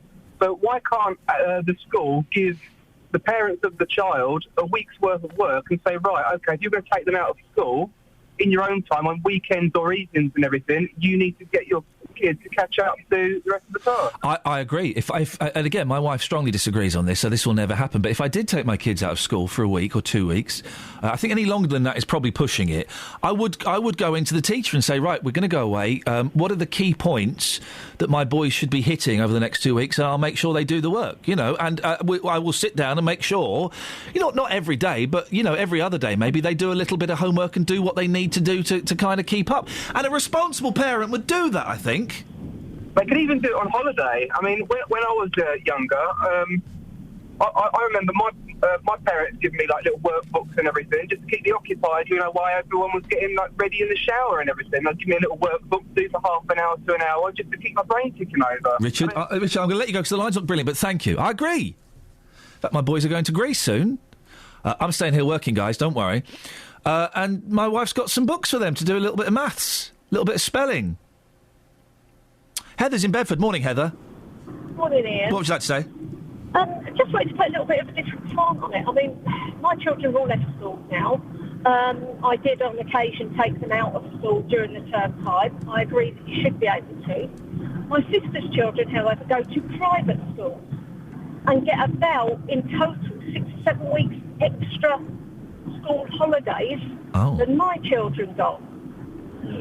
So if they're going to get the same education in 6 or 7 weeks less over the year, as long as you don't exceed that in the state schools, there shouldn't be an issue. Well, I guess they should be able to teach the same amount in less time. The flaw in that argument is that if you're paying to go to a private school, then you're going to have smaller classes and you're going to have more focused attention, aren't you? It's going to be, Not necessarily so. Do you not think? My sister has taken her youngest about 4 years ago out of private school to put him back in the state school system where he is now thriving. Whereas he wasn't, and there were 26 children in his class at the private school. I'd ask for a refund then. How many are in his... But also, they had to ask for the same permission if they took him out for any other reason. Yeah. You know, I mean, obviously, they've got a bit more money than I have. They'd got holiday homes abroad and things and like to go at the drop of a hat. When they... Where did life go right for your sister and go so wrong for you? It's mad, isn't it? But, you know, I mean, if the state schools prove that you don't need 40 odd weeks a year schooling, you can do it in less, then surely they should stick to, they've got the same basis for a curriculum. Yeah. Because they have to follow the same... Heather, when you went to school, I don't know how long ago that was, let's be polite and say it wasn't that long ago. Did you ever bunk off school? Not really, no. No, I never bunked off school. When I went to college and university, I bunked off a lot. I never bunked off school. And do you know what? It's one of my big regrets in life, because I would probably still be sat here looking at Paul Scoins if I'd have bunked off school when I was 14 years old. Yeah. So my eldest, who's now 26, he never bunked off because he enjoyed being with his mates so much in the classroom. Yes, okay, messed about sometimes, didn't sometimes, depending on the lesson. Right? But he enjoyed going to be with his mates. Heather, listen, I'm going to move on, but thank you very much indeed. I enjoyed being with my mates at school, but we just used to doss around. I didn't like school. I hated school. Hated school. I bet you loved school, didn't you, Scoins? I did love school, but I think I only missed a few days when I was at school. I was a bit of a swot. But my mum was a teacher, so I sort of had At that school? At one point, yeah. Oh. And that was pretty... Oh, imagine that. Imagine your mum being a teacher. The only thing worse than that is your mum being the headmistress. That's got to be the worst. Yeah, that never happened. And also, because they have to be stricter with you. Yeah. They have to be shown that they're not being giving favouritism, so they have to be stricter with you. Yeah. Oh, no, I wouldn't like that. 08459 455 555. Was your mum a teacher at your school? And also, imagine when your mum told off one of your mates at school. Your mate would then come to you and say, your mum had a right go at me today. Yeah. Hi, Heather. Harsh times. Harsh times indeed. Now, this morning, we're talking about loneliness and how it can affect people in our society. It comes after a charity launched a national campaign to encourage people to get to know their older neighbours. Well, joining me now is Jack from the Campaign to End Loneliness. Morning, Jack. Good morning. Jack, how much of a problem is loneliness? Well, we know it's such a huge problem. About 10% of those over the age of 65 say they feel lonely all or most of the time. And that goes up to about 30% when you think about who feels lonely some of the time. And the reason it's such a problem is there's actually significant research now which shows that loneliness has a profound effect on our health and well-being, contributing towards things like dementia, cognitive decline, and other mental health issues like depression. What can be done to combat it? Because we always hear this, we always get this kind of campaign every Christmas. Hey, go and knock on an old person's door. Well, the old people I know don't want anyone knocking on their door. Well, it's true. I mean, loneliness used to be just for Christmas, but I think the Campaign to End Loneliness came together about 3 years ago to help, I suppose, spread the word that loneliness is more than just something that's a bit sad and a bit unfortunate, but actually has a profound effect on our health. And what we're trying to do is make sure that those who are responsible for commissioning our health and well-being services, so people like adult social care and the local GPs, are aware of why this is an important issue, more broadly, rather than something that's just sad. And it's important to recognise that we're not just, we're not trying to force company on people. What loneliness really is when we're not getting the kind of social contact that we would like. There's something very different, solitude, which is when you want to be alone and you're enjoying that, and that's really not what we're talking about. It's loneliness itself, which has been shown to have this health effect. But loneliness is also kind of a mental state of mind, isn't it? Because you were saying earlier, you can be in a room with 100 people but still be incredibly lonely. It's about making a kind of sort of spiritual contact almost with someone. Absolutely. I mean, often we find that care homes are a place of profound loneliness, even though people are seeing many, many different people in each day, which is why we think it's important not to talk about social isolation, but actually talk about loneliness itself. I mean, what we want to see is, more services commissioned to help lonely older people and those who might be at risk of loneliness overcome that, meet new people, and make those important connections, as you say. This new campaign by Friends of the Elderly is something that's trying to do that by encouraging people to make a connection with those in their community and really build that community spirit, which often we feel is lost these days. So what can we do, Jack? Well, I think there's something we can all do, which is, keep more of an eye out for those in our community who might need a helping hand or, might be at risk of being loneliness, our friends and family. But also, we need to make sure that our local authorities are taking this issue seriously, making sure that they are putting it into their health and wellbeing board strategies. And, loneliness isn't just dismissed as something that's a bit sad, but recognised for the problem that it really is. Jack, if people want to find out more about the Campaign to End Loneliness, where do they go? So you can come to our website, campaigntoendloneliness.org.uk, and for this particular campaign that's launched today, go to the Friends of the Elderly website. Jack, I appreciate your time.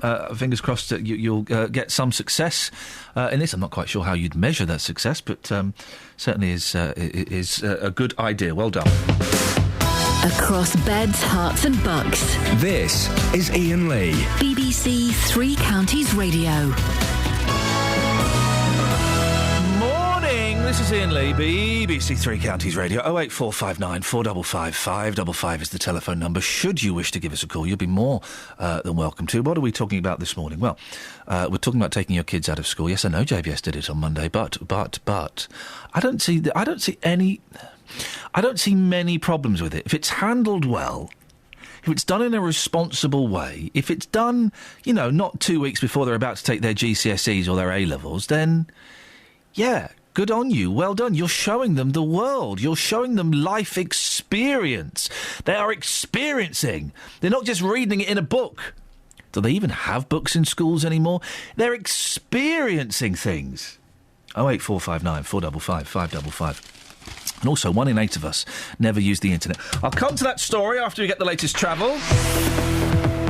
Travel news for beds, cards and bugs. BBC Three Counties Radio.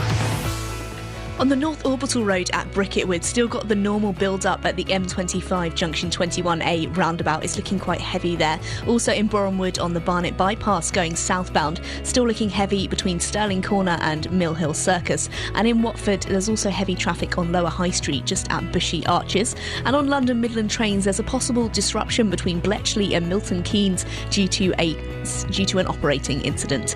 Emma Jones, BBC Three Counties Radio. Across beds, hearts and bugs. This is BBC Three Counties Radio.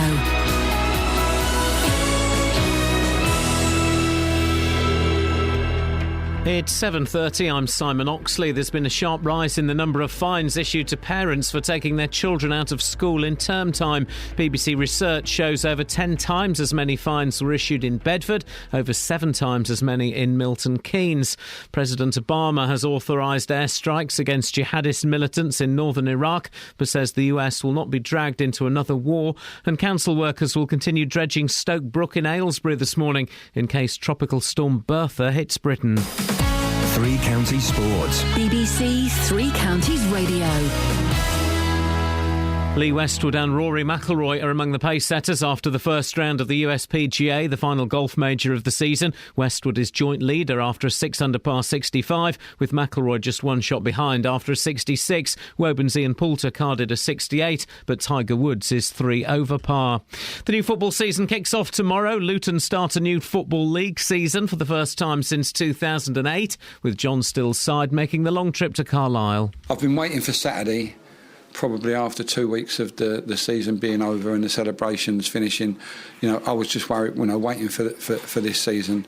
And that would have been the same if we hadn't come up. I'd been waiting for the season because that's what I do. This is the job that you do. And when you're not doing your job, you get bored. And, I'm really, really looking forward to it. I really, really can't wait for Saturday. Also in League 2, Wickham go to Newport. Stevenage could field several new signings at home to Hartlepool. In the Championship, Watford start at home to Bolton. New midfield loan signing Keith Andrews can't play against his parent club, but manager Beppe Sannino knows other new signings means his squad is under pressure to do well. I am always under pressure, but this is my work, my job. Pressure it's only on myself. And in League 1, on loan Arsenal striker Benica Fobi and defender Carl McFadzean are set to make their MK Dons debuts as Cole Robinson's side hosts Gillingham. As a whole, as a football club, we're really, really maturing in the right way, 10 years on, and I think we're going into this 10th year anniversary with an awful lot of optimism and a lot of confidence. And the unpredictability of the football season is there for all to see, but we feel we've got enough players in this group to go and definitely compete. And there's commentary on Watford, MK Dons, Luton and Stevenage in Three Counties Sport, which returns tomorrow at 2. And England's cricketers resume on 113 for 3 this morning on day 2 of the 4th Test at Old Trafford. They bowled India out yesterday for 152. BBC Three Counties News and Sport. The next full bulletin is at 8. Call 08459 455 555. BBC Three Counties Radio. That's what I'm talking about. So, taking your kids out of school, come on, guys, really. If you do it responsibly in an adult fashion, there's no problem with it. Is there? I would much rather my boys were looking at the ruins of the Colosseum or something else in a foreign country than sat in a classroom for 5 days. Books are great, man. But experience, that's where it's at, isn't it? Experience, life experience. We've got ourselves into this weird mindset that thinks you can only learn at school. School didn't work for me. Didn't work for me in the slightest. It wasn't until later I appreciated, the richness that was out there in the world. 08459 455 555. And also this thing here, page 27 of the Mail. No, not the celebrities that have signed a letter saying that Scotland should stay part of the Union. So Bruce Forsyth and Mick Jagger and indeed Helena Bonham Carter. What? Oh, Mick Jagger's written a letter saying we should stay part of the... I'm trying to do a Scottish accent. We should stay part of the Union, we better do it. Not a very good accent, is it? No, it's this story. 1 in 8 of us never use the internet. It's become an integral part of everyday life for so many Britons. But 6 million adults never use the internet or go online only rarely. Is there anybody listening who's not used the internet? There can't be. Everybody uses it. I don't believe this. Everybody uses the internet. My mum has used the internet and she can't do nothing. 08459 455 555. Claire's on the line. Morning, Claire. Good morning, Ian. What would you like to say? Well, I'm calling in about the issue of parents being fined for taking their children out during term time. Oh, yeah, go on. Well, my major issue with it is that the fine is per parent, per child. Oh. And as far as I know, we're the only country to penalise parents for staying together and not separating. So hang on, if it was me and my wife and we took one of our boys out, we'd pay £120? Yes. It's per parent. I didn't know that. I know. But I checked on the local council website, and they've got it in big yellow writing and everything, saying that it's per parent per child, which is absolutely ridiculous. The thing is, though, there are. I've read of stories in the newspaper where parents have saved so much money by taking their kids out during term time that they've been prepared to pay the fine. Well, that's it. I think if you're taking your children out during term time just to save money, then you would pay the fine because you'd save the money on it. But I think the way it worked before, where the head teacher could use their discretion and say your child has got 98% attendance and we know they'll catch up with work and so on, that worked really, really well, and our head teacher was very happy with that. But now, if your child's got 2% attendance or 98% attendance, you both get penalised. And if the government's main issue is that it's harming children's school careers, and they're actually saying it will harm their long-term prospects, I think where your child, you know that your child is doing well and you've taken them somewhere interesting, or even for a lot of people, they can't get holiday in school holiday if they're nurses or something like that, where there's a lot of females and a lot of mums. Oh, parents trying to take holiday at the same time as each other, it's a nightmare to do. Well, that's it. Well, then you only pay one fine. I suppose so, yeah. Just one of you takes someone. I think the school will find my husband will never come on holiday again. Did you ever, Claire, when you were at school, you sound like you were a good girl, but did you ever bunk off? Do you wish you'd done things differently at school? Well, I did have a time when we lived abroad and we had to come back to England for a while, and I was homeschooled for a bit and didn't go to school for a little while. It didn't do me any harm. But actually I was at boarding school, so it's very hard for me to bunk off. There was nowhere to go. But I did used to nip out to the local park to do my revision, and no one knew. Hey, boarding school? How old were you when you were at boarding school? Oh, I was there from when I was 8 to when I was 18. Wow. Did you ever resent your parents for doing that? No, because we were living abroad, and my parents had said if we didn't want to go to boarding school, they'd come back and live in Reading. But we thought South Africa and you don't want to live in Reading. It was more exciting. That's Claire, right. Thank you very much indeed. You don't want to live in Reading. I'll be honest. Never diss a region, but Reading is a dump, isn't it? I don't know Reading. No, I've never been did. there once. Never. Yeah, I've been there, and it's really is. It's unpleasant, I think, to say the least. Is it the town or the people, or both? It's the people. They're horrible. Scum. Wow. They can't hear us there, can they? We hit South Buckinghamshire, but I think it's fine. Okay. Well, Reading's in Berkshire. Well, exactly. No, I mean, you can sometimes pick up regions. Like, you could probably get, like, Oxford from here. Peter, have you ever been to Reading? Yes, indeed. What did you reckon, sir? Well, it was an army. As far as I was concerned, it was an army garrison. Is that? I'm trying to work out. Is that rhyming slang for something? No, Army garrison, Harrison Ford, Cord. No, corduroy jeans, not beans. Beans good for your heart. The more you eat, the more you... You certainly know how to make friends and influence people, don't you? I don't want to make any friends in Reading. I would never go and visit them. Peter, what do you want to have a whinge about today? I was just thinking in terms of the school children, really. Yeah. We all kick up a fuss, everyone kicks up a fuss about school holidays and things like that. Yes. But I think they should be looking at their children and wondering why they're letting them use mobile phones with their necks in a downward position all the time. Sorry? And their fingers running through the keys all the time. Yeah. And they're going to get... Peter, you're so old. Mobile phones don't have keys anymore. Yes, but they're going to get... they're your children. They're going to get repetitive strain injury to their neck and their hands. Believe me. I had that, but that was in the 80s. Anyway, it's a different... There was a thing yesterday. There was a story yesterday I wanted to touch on, and we never got round to it. Yeah. About how 6-year-olds have the same competency on computer... You're right, you in a wind tunnel? No, I'm fine. Okay. It's you breathing. Okay, we'll try not to breathe.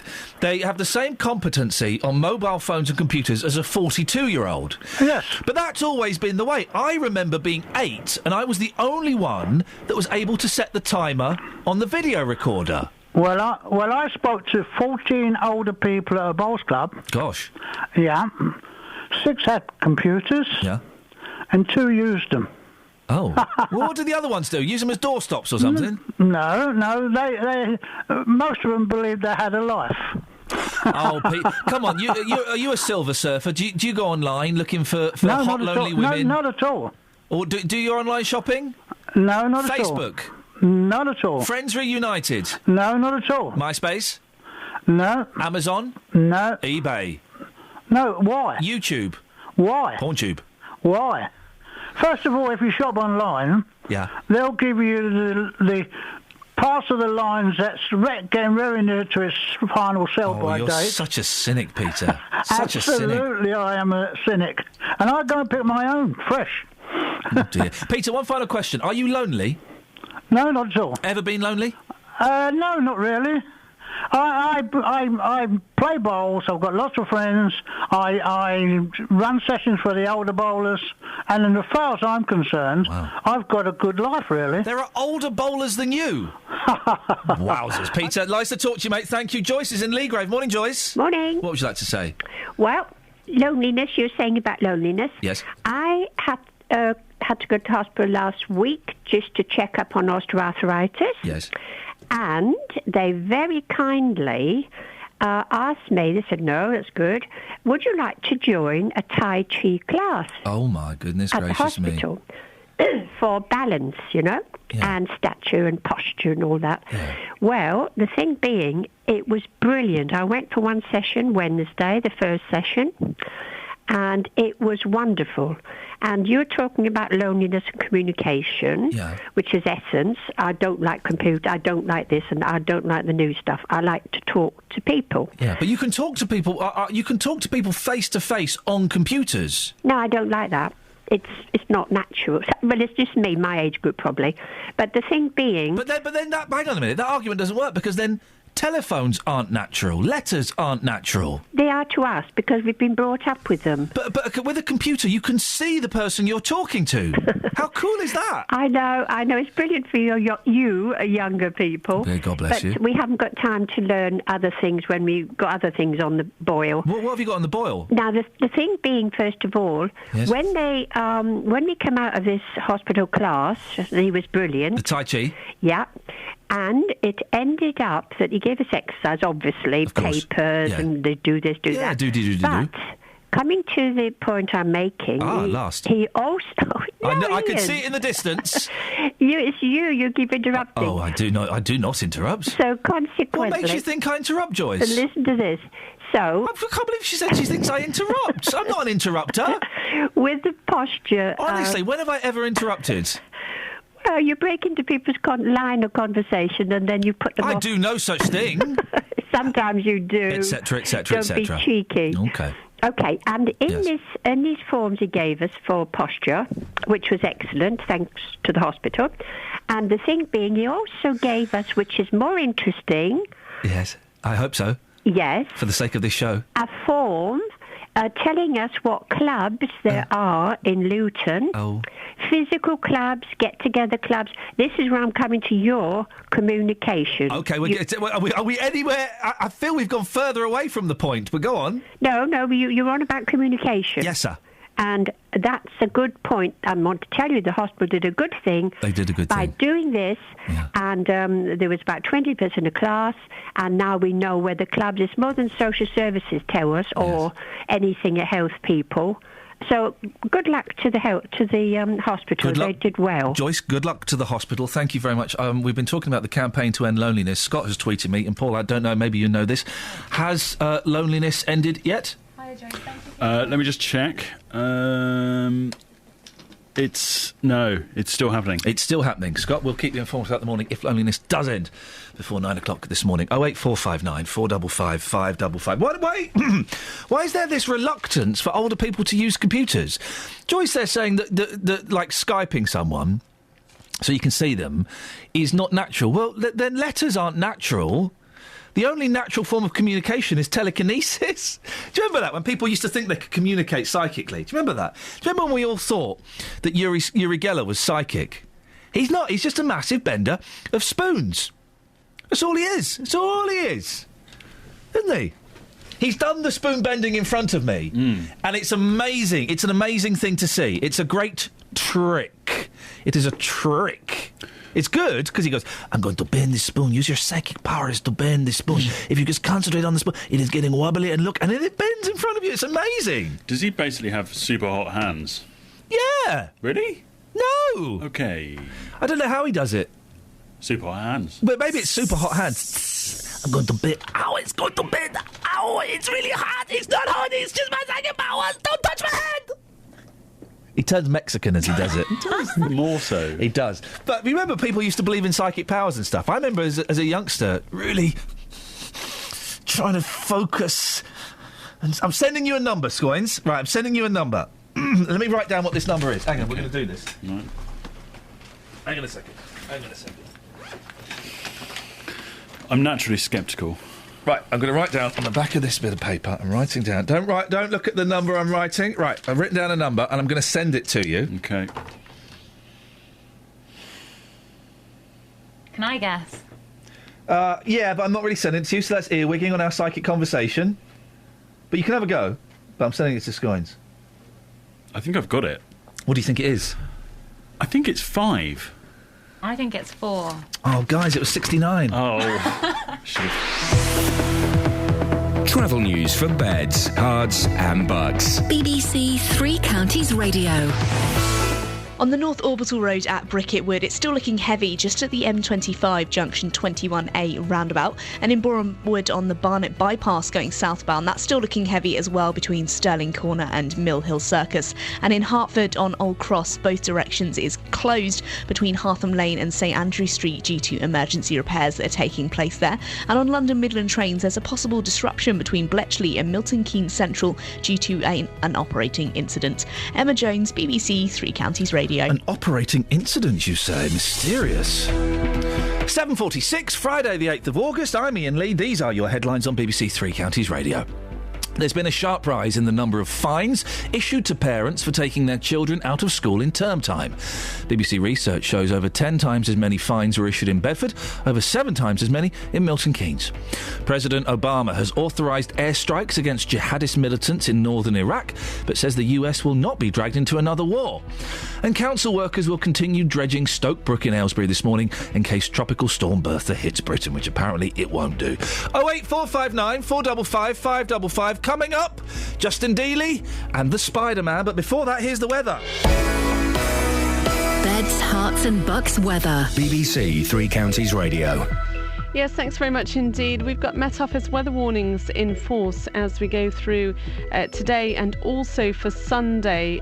Today is all about some rain that's moving towards us, or some showers that are likely to develop as we go through the day. So the three counties at risk of some slow-moving, potentially thundery downpours as we go through this afternoon. A lot of dry weather, though, in advance of that. And between those showers this afternoon, temperatures of around the 20 to 21 Celsius mark, but it will feel quite cool once the showers get going. Tomorrow, a much better day in prospect for the three counties. Bright, breezy, good spells of sunshine, staying dry, and highs in the low 20s mark. But for Sunday, all change. What was formerly Hurricane Bertha, and by the time it reaches our shores, will be downgraded to an area of low pressure only. It's not even a hurricane at the moment, actually. It's already been downgraded and was only a hurricane for a few hours. But it's a period of wet and windy weather spreading in from the southwest. Looks like it's going to sweep in towards the southwest of the UK and arc off towards the northeast of England as we go through the day on Sunday, right across all three counties. Then, as I say, the Met Office has issued an early warning for some very wet weather on Sunday, and also quite breezy as well as that comes through. And then Monday will stay unsettled with the risk of some sharp showers around again to start the new working week. Tomorrow then, the best day of the weekend, Iain. Thank you very much. BBC Three Counties Radio's big tour of beds, hearts and bucks. Good wide age range of people. It's up and coming. There's lots of new developments going on. All this week we're featuring Amptill and Flitwick. It's a small town, so you can come here and do all your shopping. Homely, friendly. Oh, it's got everything you want. Inviting everyone to where you live. I would say it's a very vibrant place. There's lots of facilities here. It's just a lovely place to live. Everybody's friendly. If you've got a story everyone should hear about, let us tell them about it. Amptill is a fantastic Georgian town. Flitwick is a good community, small town with everything you need there, from a supermarket to a swimming pool. The big tour of beds, hearts and bucks from BBC Three Counties Radio. Erotic party operations. If you hear a whisper, give us a shout. Iain Lee. BBC Three Counties Radio. Loneliness, computers, whatever you fancy, really. Dave Luton's on the line. Morning, Dave. Good morning, boss. Yes, my lady. Loneliness. Loneliness is the coat you wear. Oh, God, here we go. The sun ain't gonna shine anymore. The moon ain't gonna rise in the sky. The tears are always clouding your eyes. The sun ain't gonna shine anymore when you're without love. Lonely without you, baby. Girl, I need you. I can't go on. Join me, Justin. The sun ain't gonna shine anymore. You're getting Justin onto you. Yeah. He needs to bring some paracetamol to that place to give to you. Have a nice little sing-song there. What's wrong with that, Dave? What, do you see? I'm like. Was it singing? What? Is it singing? What do you mean, is it singing? Was it singing? It was because it was singing. It was me doing Scott Walker.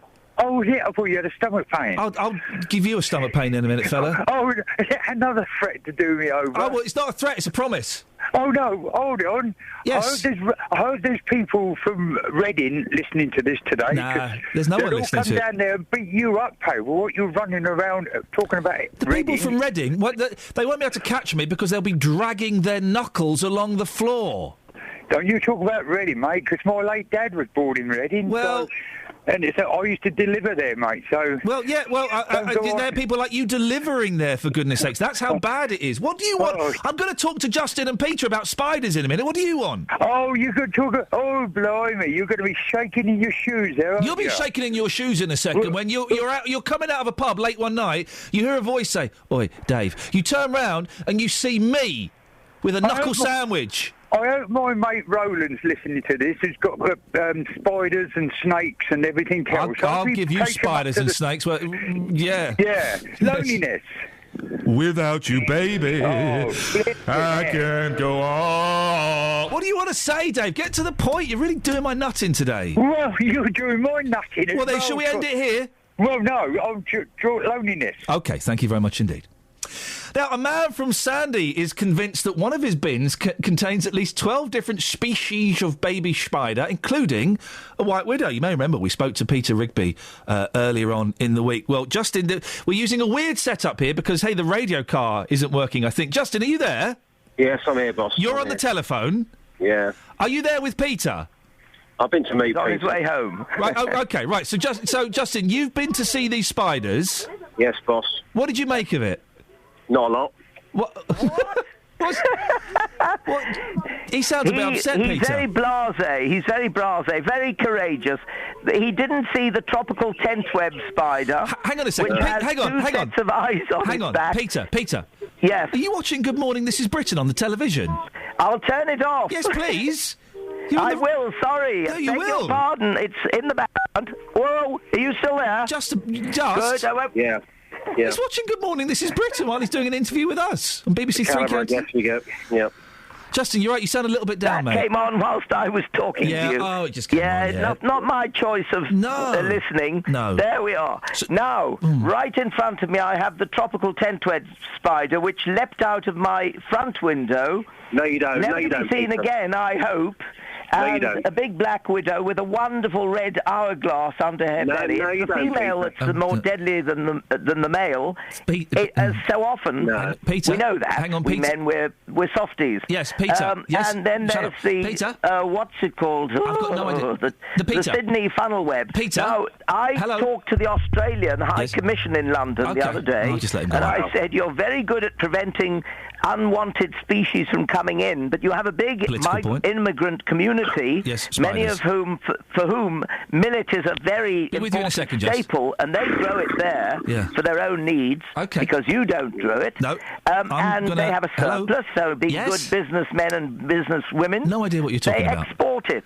Right. And with that could be coming the Sydney funnel web. Excellent, Peter. There's a gap there. I'm in there. I've got my foot in the doorway. Justin. You haven't. Yeah, I have. No. Justin, watch out. Any spiders behind it.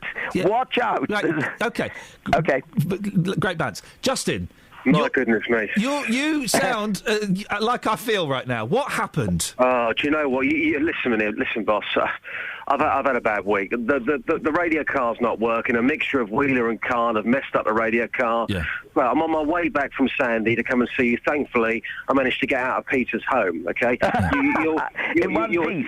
Yes, thankfully. You'll hear this report at 10 to 9 this morning. Basically, Peter came on the programme earlier this week claiming he had 12 different species of spider. More than 4, 20 hang on. You showed me an earwig this morning that you said was a spider. Yes, they are Yes, you monkeys. did, Peter. I hadn't got my spectacles on. I just climbed out of the bath. Do you know what should have phoned me to let me know that you were coming. Sorry about that, but I was expecting you between 7 and half 7. You caught me napping. Ian, no, Justin, he's very brave, this Justin. I took my hat off to him because he puts his camera phone so close to what is probably no in the doorway. No. And now that I've looked between the bins, there are nests of spiders. They thought, no, seriously, Justin, if you come back. Let me know you're coming, and I will Can I decline that offer? Pardon? Can I decline that offer? Do you mind? Yes, absolutely. No, I don't mind. No, you were brave enough to be here in the first place. I tell you what, Justin. I think you deserve a medal. Yeah, thank you. It's okay. Now, Justin, you do very rarely does anyone get the better of you, Justin, and yet Peter. He did. Nobody got the better of him. He got the better of the spiders. They all ran for cover. So, Peter, did Justin see any spiders? Yes, he did. He saw a big one up in the corner behind the door that leads into the flat. And the problem is, when we go. Point. I'll ask him. Justin, you had a big one up the back. Is that true? I did see a big one. Hang on, Peter. Yes, I did see a big one up the back. I have taken a photograph of that. We've sent it off to a spider expert, but Peter claims that this is the most dangerous spider on this planet. It's the Fulcus, the little one with a body. We've got something like 12 different varieties here, and the Fulcus, we all know it. We call it Daddy Longlegs. But hang on a minute, a Daddy Longlegs isn't a spider. It is a... We sent Justin to go and look at Daddy Longlegs. No. I can't believe it. We sent Justin to look at Daddy Longlegs is the crane fly. That's the one you call it. In Kenya, we call the long-legged spiders, very thin legs, the fulcus, the daddy longlegs. They're also known in America as daddy longlegs, as what's it called, ladybirds and ladybugs over there, woodlice are pillbugs. We all have different names, but the fulcus... I've got a name for you, Peter. Can I say one last thing? Why not, Justin? Please do. He's a very brave man, this man, and very good at his job. Yeah, very, very brave man to look at earwigs.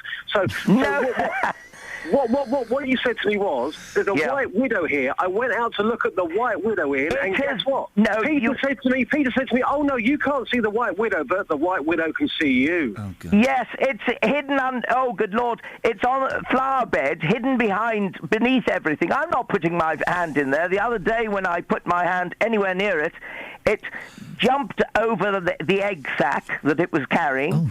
And protected it, glowered at me, and I thought, no, right. I'm not meddling with you. Peter, listen, Peter, can I apologise on behalf of BBC Three Counties Radio? I don't need any apologies. No, I feel I do. No, I feel I do. Not obviously not as good as Good Morning, This is Britain, but never mind. I feel I do. I feel Justin, mate. I feel you've let us down a little bit this morning. No, he didn't. How have I let you down? Well, you went to look at the spiders and you saw an earwig. Why didn't you dig around and find the white widow? Look, no, he did.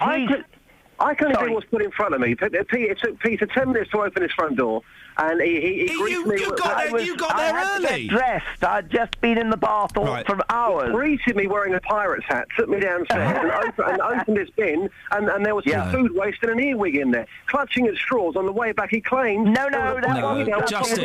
Justin, don't speak to a guest like that, please, mate. The earwig was potential food. They live under the lid because we're in drought. We're in a drought, and the earwigs live in those things. They're incubating. Yes. Earwigs are very edible, and they're often eaten by these spiders. They sort of reel them in like... But at the moment... Please. Sorry. Thank you. We're out of time. No, please. Peter, we're out of time. I apologise on behalf of BBC Three Counties Radio for our reporter's attitude. I apologise he got there... He was brilliant. He's not. No bad attitude, you're very generous. I think he's been disrespectful and rude this morning. Justin, not to me. OK, Peter. Peter, thank you very much indeed. Justin, thank you. Thank you. Well... Do you want to apologise to anyone? Well, I think you should be apologising to me. You said to me. All right, mate, whatever. Travel news for beds, cards and bugs. BBC Three Counties Radio. On the North Orbital Road at Bricketwood, still got that normal build-up heading onto the M25 Junction 21A roundabout. And on London Midland trains, there's a disruption between Bletchley and Milton Keynes Central due to an operating incident. Buses are now replacing trains between Bedford and Bletchley. Emma Jones, BBC Three Counties Radio. Thank you very much. I mean, how can you... Peter, sincerely, on behalf of BBC Three Counties Radio, you have my apologies. I mean... We don't treat our guests and our contributors... Yeah, that way. Apologies. All right, onwards and upwards. Local and vocal across beds, hearts and bucks. This is BBC Three Counties Radio.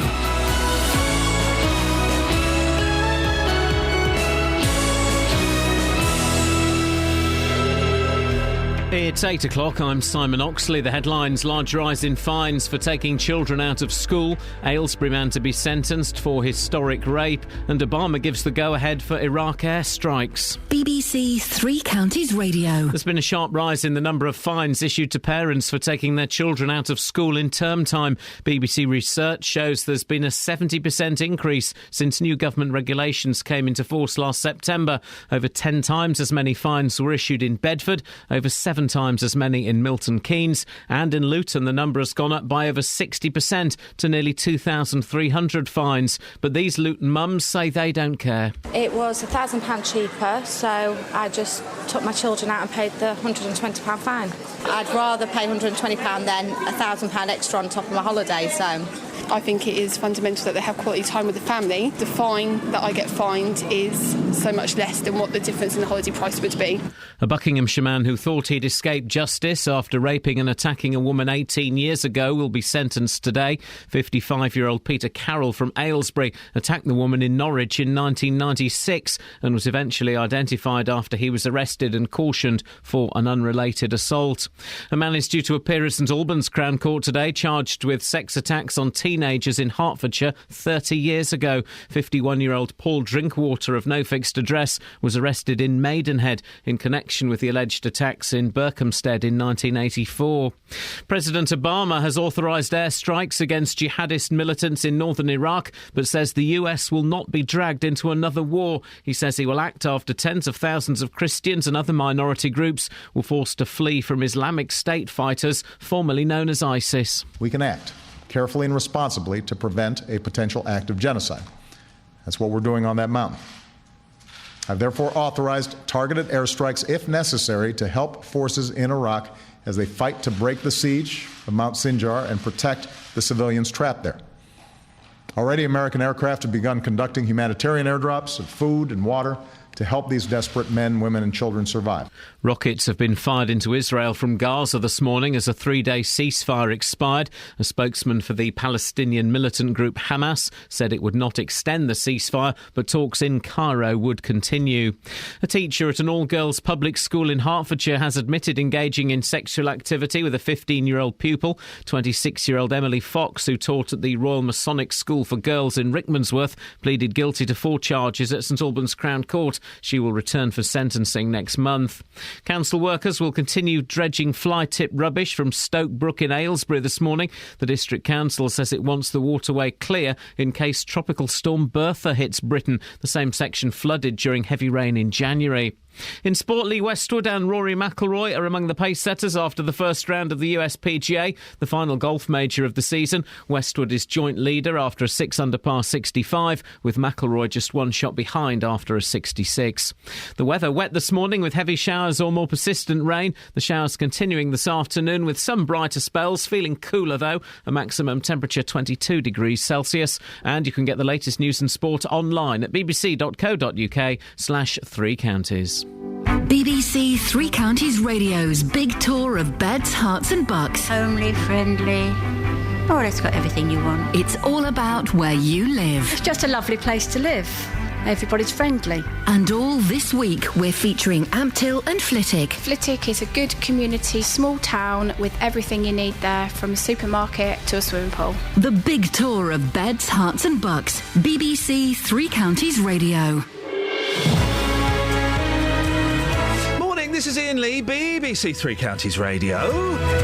It's 4 minutes past 8. It's nearly the weekend, dear listener. How exciting is that? Exciting? Yeah, well, it's going to be wet, which I like. It's been too hot recently, I think.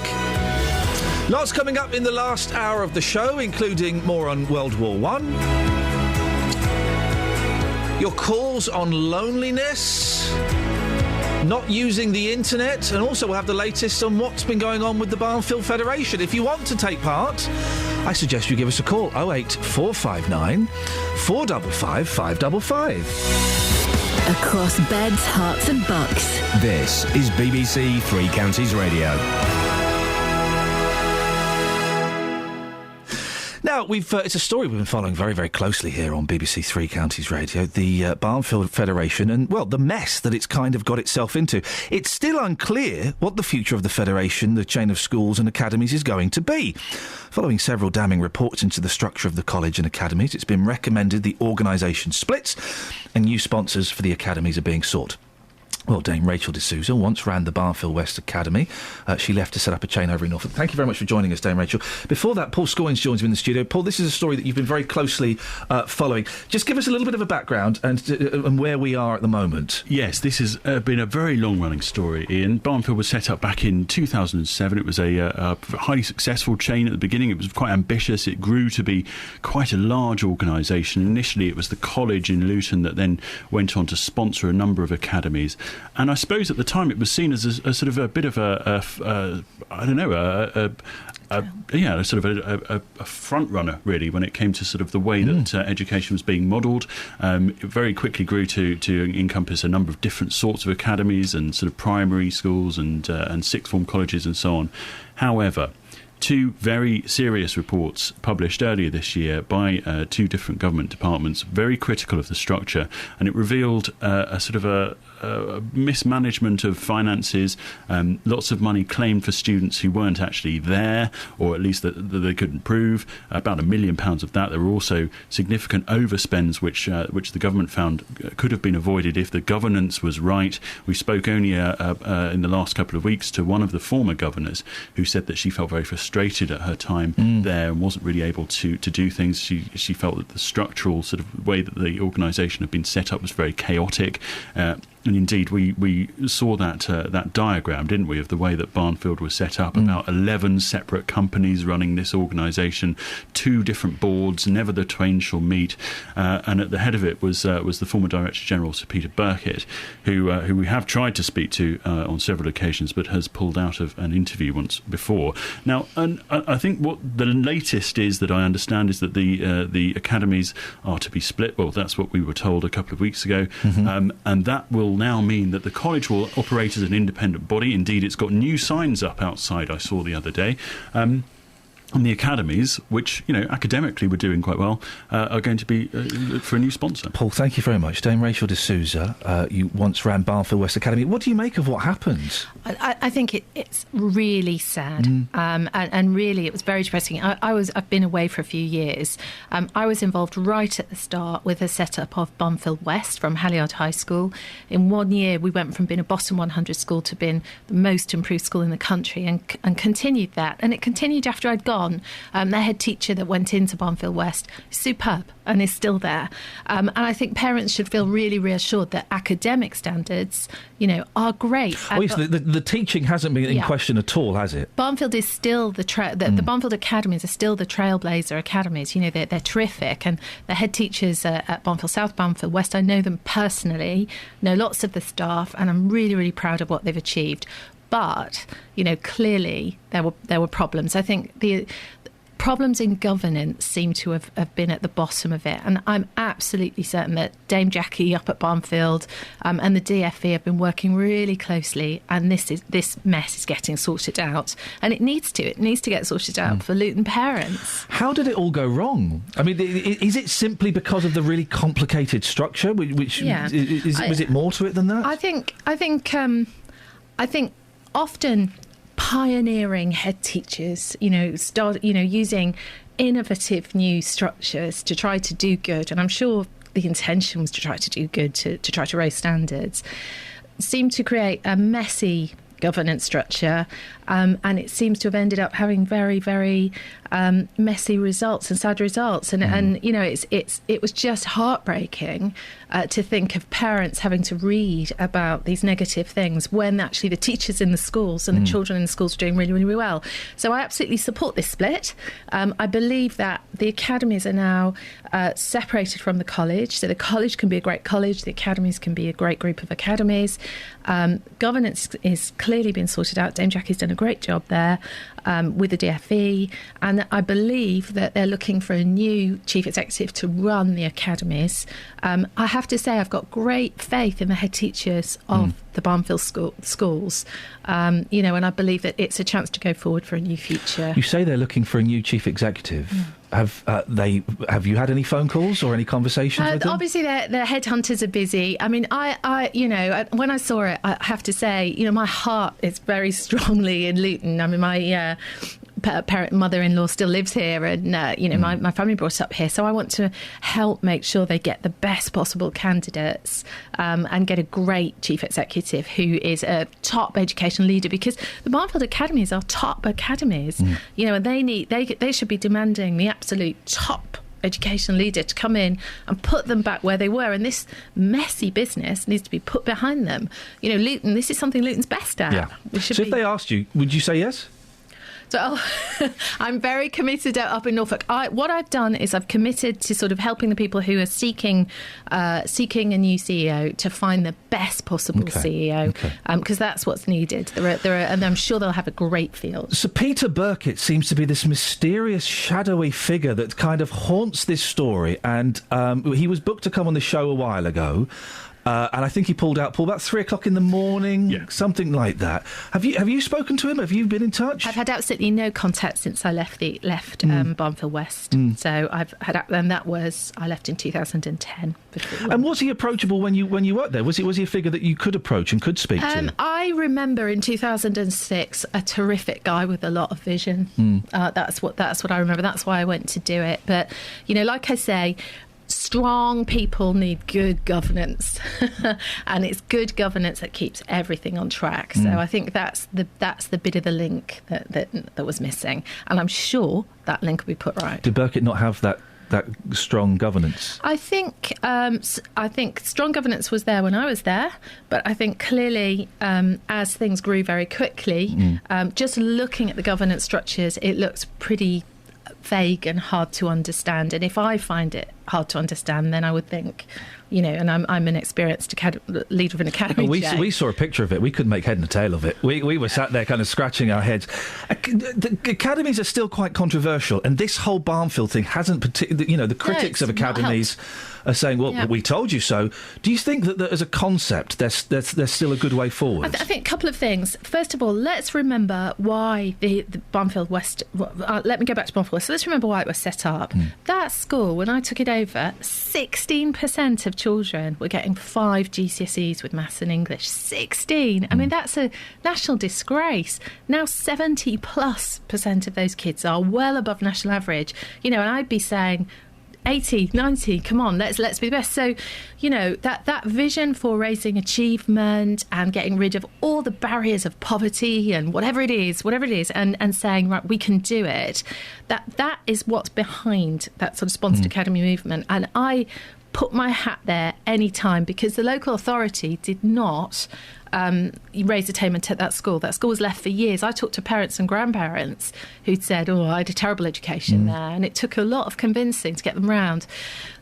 On the sort of more technical side, what I have noticed is that when something goes wrong with an academy is under quite stringent rules, charity rules, so it's not as if they're unregulated. And what I've found is where there are problems, they tend to be high profile, so we don't hear about a lot of problems in sort of council schools, but it's a big of course, all attention is focused on it. It's a big national thing.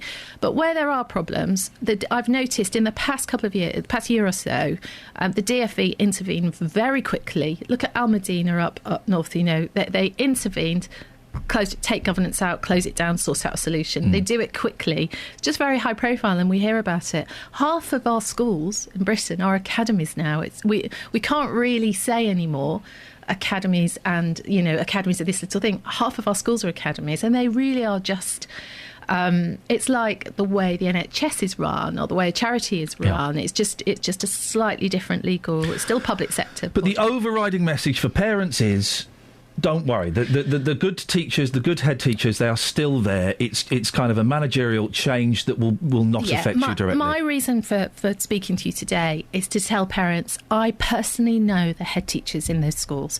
I know the staff in those schools. I have 100% faith in them, that children will get a great education, and I know the Department for Education will make sure a good chief exec comes in place, governance is sorted out, and this will not happen there again.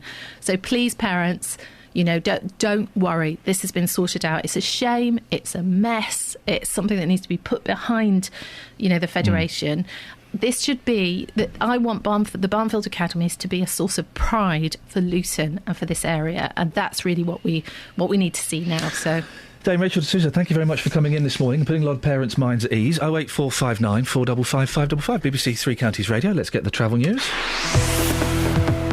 Travel news for beds, cards and bugs. BBC Three Counties Radio.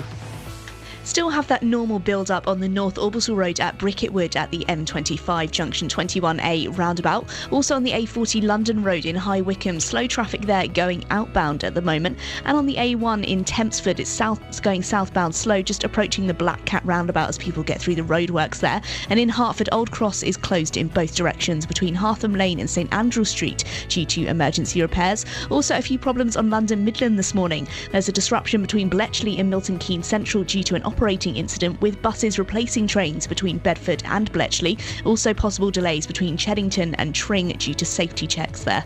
Emma Jones, BBC Three Counties Radio. Thank you very much. It's 8:16. It's Friday the 8th of August. I'm Iain Lee. These are your headlines on BBC Three Counties Radio. A former principal at a Barnfield Academy in Luton is backing the changes to the organisation after a critical government report. Dame Rachel de Souza has been linked with a return to Barnfield but says she is committed to her current role in Norfolk. There's been a sharp rise in the number of fines issued to parents for taking their kids out of school in term time.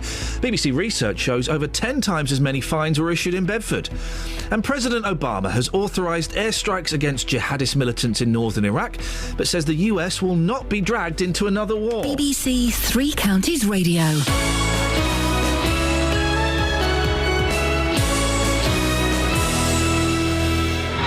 BBC Introducing.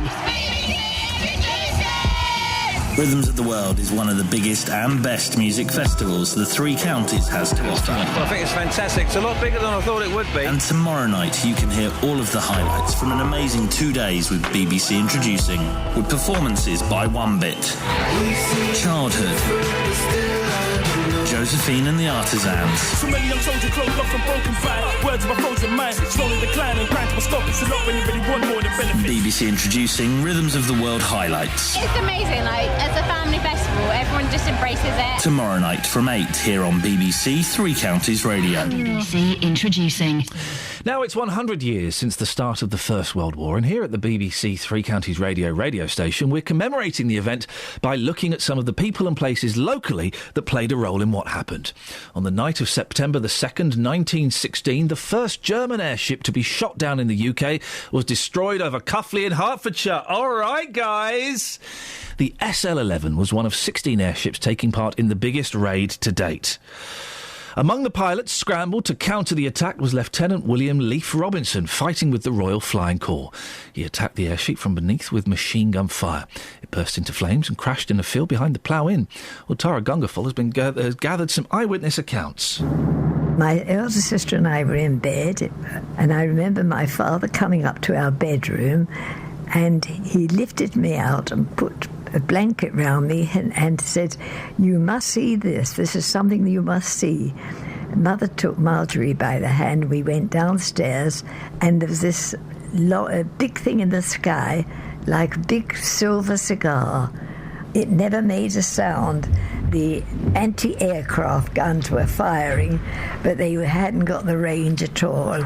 And I say, it's just like a long silver cigar. And my father said to me, "Look at that." That's my first memory, really, of the war. 102-year-old Doris Cobham was 5 in 1916 when, on the night of September the 2nd, the German airship the SL-11 flew over Hertfordshire after dropping bombs on London. Dolly Shepherd from Potters Bar was with the Women's Emergency Corps at the time and remembered the incident clearly. It was brought down at Cuffley in Potters Bar. It was just like a silver cigar, beautiful. But when it was brought down, a blazing inferno, everyone was so excited, very, very excited, because you see we hadn't got anything to match it. We only had our pilots with their biplanes then. You see, they had to be very, very, very brave boys. They were then, very brave. One of those very brave boys was Lieutenant William Leaf Robinson from the Royal Flying Corps. He was among the pilots' scrambles to counter the attack, and after shooting the airship from underneath, brought the SL-11 down, killing all 16 of the men on board. Brian Mahoney lives opposite the Cuffley Memorial dedicated to Captain Leaf Robinson, who was awarded a Victoria Cross for his bravery. When we moved here back in 1970, people used to come here and look at the memorial because obviously there were people then who they remember the family talking about it coming down and seeing it. So we said, if we ever couldn't pay our mortgage, we'd pull out the hedge and we could sell teas. I mean, I say to people, who you mean, they say, where do you come from? And I say, Cuffley. And they say, oh, I've never heard of that. The only thing that ever happened in Cuffley was the first enemy aircraft ever shot down over England crashed at Cuffley, and that was it. It's part of Cuffley. Across beds, hearts and bucks. This is Iain Lee. BBC Three Counties Radio. Gosh, don't go to Facebook, guys. It's a dark place. It's a dark, dark place. Anyway, 08459 455 555 is the telephone number, should you wish to give us a call about any of the things it's talking about. Taking time off schools, not using the internet. Is anyone bothered about Scotland? There's a letter has been signed by celebrities. Who are those celebrities? Mick Jagger, Bruce Forsyth and Helena Bonham Carter. They've signed a letter saying, Scotland, don't go, we love you, Scotland. Cliff Richard. Oh, Cliff. Cliff's involved, yep. Been reading a lot about Cliff recently. Judi Dench, Mick Jagger yesterday joined an extraordinary list of celebrities signing a love letter to the people of Scotland, pleading with them not to break up the 300-year-old union. But the signatories were immediately bombarded with abusive remarks from supporters of independence who branded them as imperialists, ubertoffs and irrelevant. Yeah, I can understand that. Simon Cowell, Vera Lynn. The stars immediately became the target of the so-called cybernats, or nationalist internet bullies. One wrote that Sir Bruce was nearly dead, while another said they hoped that the old bleep Bruce Forsyth takes a turn. Well, 08459 455 555 is the telephone number if you want to give us a call. I don't know. Are you bothered about? I would prefer Scotland to stay with us, but I'm not bothered either way. Really, I'm not that fussed. It's up to them, isn't it? Emma's in Coventry. Morning, Emma. Hi, Ian. What would you like to say?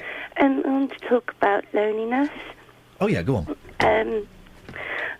It's quite hard to talk about, but I suffer from loneliness, and I think it's a horrible thing to go through. How does it affect you? It makes me cry, it makes me upset, it makes me shut myself away. I haven't got... I've got a mum and dad, but I actually live by myself. Yeah. And I've been in this place now for 13 and a half years. So, do you have any friends? I have some of my church family, but apart from that, I don't have friends elsewhere. And I just lack confidence. And do you speak about your church family? Do you talk to them about your loneliness? Yeah, I do. They do know I'm lonely, but most of them are married, most of them have got kids, and there's not many single people. So they've got busy lives as well. So when I actually go to church on a Sunday, or when I can because I'm working on Sundays as well, when I'm working, it's horrible because I can't get to church, which means that it's another week before I can get there. What would make your life better, Emma? I think if I had friends now, and I know that people will say, go out there and get stuff. I can't. Lots of stuff has happened to me and I'm too scared. And it's horrible when, at night, when you're just totally on your own and all you want is someone to give you a hug. And that's sometimes what I need, but I can't have it. Just a simple thing as that, and for people to be around me. Does your faith give you any comfort? It does. And sometimes I pray, sometimes I've got to get out of this, because I think mainly it's affected me since I was a kid, because I didn't have friends when I was a kid. And it's affected my life, really, because of bullying and stuff.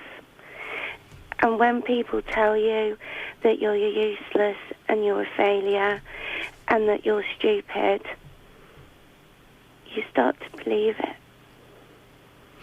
Emma, I appreciate your call this morning. Thank you very much. Thank you. Thank you. Oh dear. 08459 455 555 is the telephone number. There's a very vivid account of how loneliness can affect people. Shall we have a quick look at 3 of the front pages of the newspapers? No, let's just have a look at one of the front pages of the newspapers, shall we? Woman Navy officer sunk by seaman. Guess which paper this is, guys? It's the Financial Times. It's the Sun. This is quite a serious story, and the Sun really have gone hell for leather. Woman Navy officer sunk by seaman.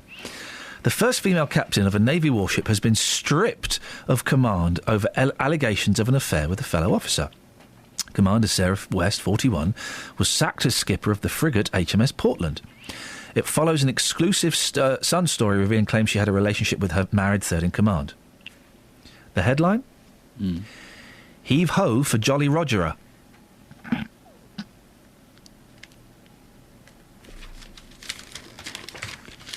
Full story, page 7. Oh, frigate!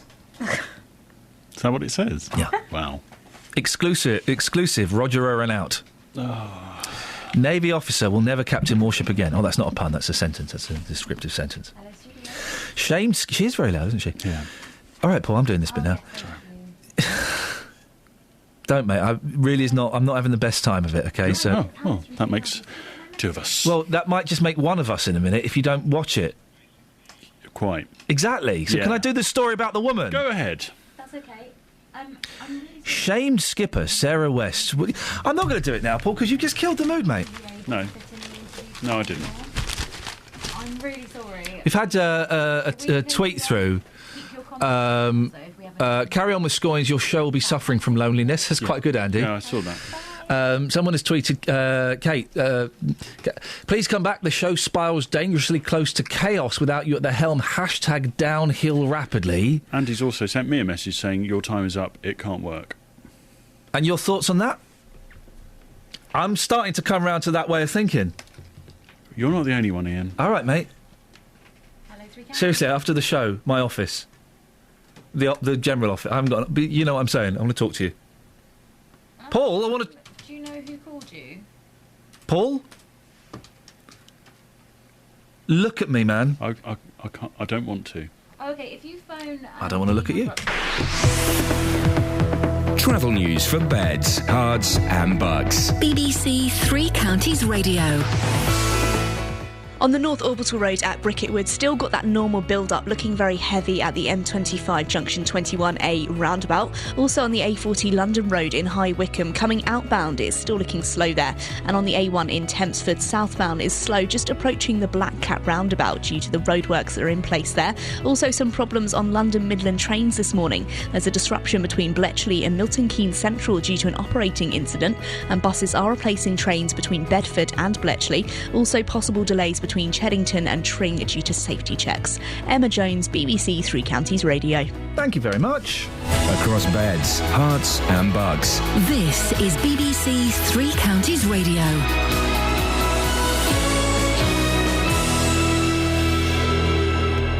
It's 8:30, I'm Simon Oxley. A former principal at a Barnfield Academy in Luton is backing the changes to the organisation after a critical government report. Dame Rachel de Souza has been linked with a return to Barnfield, but told this programme she's committed to her current role in Norfolk. There's been a sharp rise in the number of fines issued to parents for taking their children out of school in term time. BBC research shows over 10 times as many fines were issued in Bedford, over 7 times as many in Milton Keynes. And President Obama has authorised airstrikes against jihadist militants in northern Iraq, but says the US will not be dragged into another war. Three Counties Sports. BBC Three Counties Radio. England's cricketers resume on 113 for 3 this morning on day 2 of the 4th test at Old Trafford. They bowled India out yesterday for 152.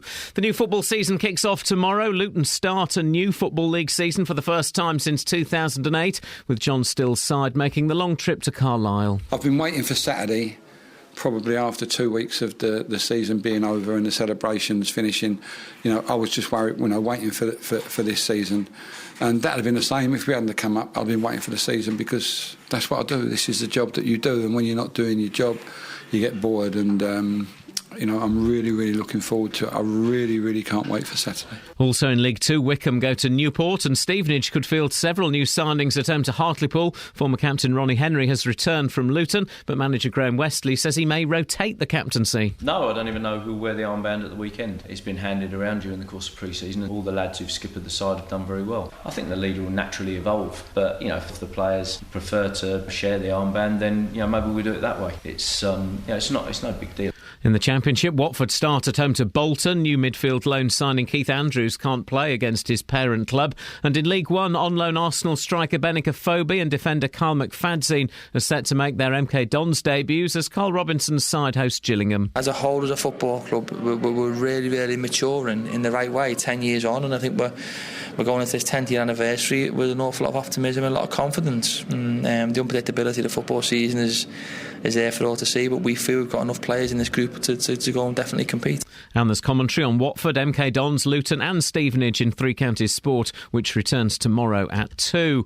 And Lee Westwood and Rory McIlroy are among the pace setters after the first round of the US PGA, the final golf major of the season. Westwood is joint leader after a 6-under par 65, with McIlroy just one shot behind after a 66. BBC Three Counties News and Sport. The next full bulletin is at 9. On FM, AM, online and digital radio. This is Iain Lee. Yes. BBC Three Counties Radio. Beautiful. Thank you so much, JVS. What a joy it is to see you. It's Friday. We made it to the end of another week, man. Another week? We made it to the end. Gosh. Winter is drawing upon us. Winter draws on. Don't start all that. Well, because I get to see the changes perhaps more evidently than everyone else, because we're driving in. Is it dark now? It's dark now. It's dark now at 5:30. No. A few weeks ago, driving up the M1, it was light around about 4:30. Now it's still dark at 5:30. Oh, dear. It's so quick, the change. But do you like that? No. I prefer it dark, yeah. It freaked me out driving in the morning and it's sunlight. That's not right. I've noticed it's getting darker in the evening.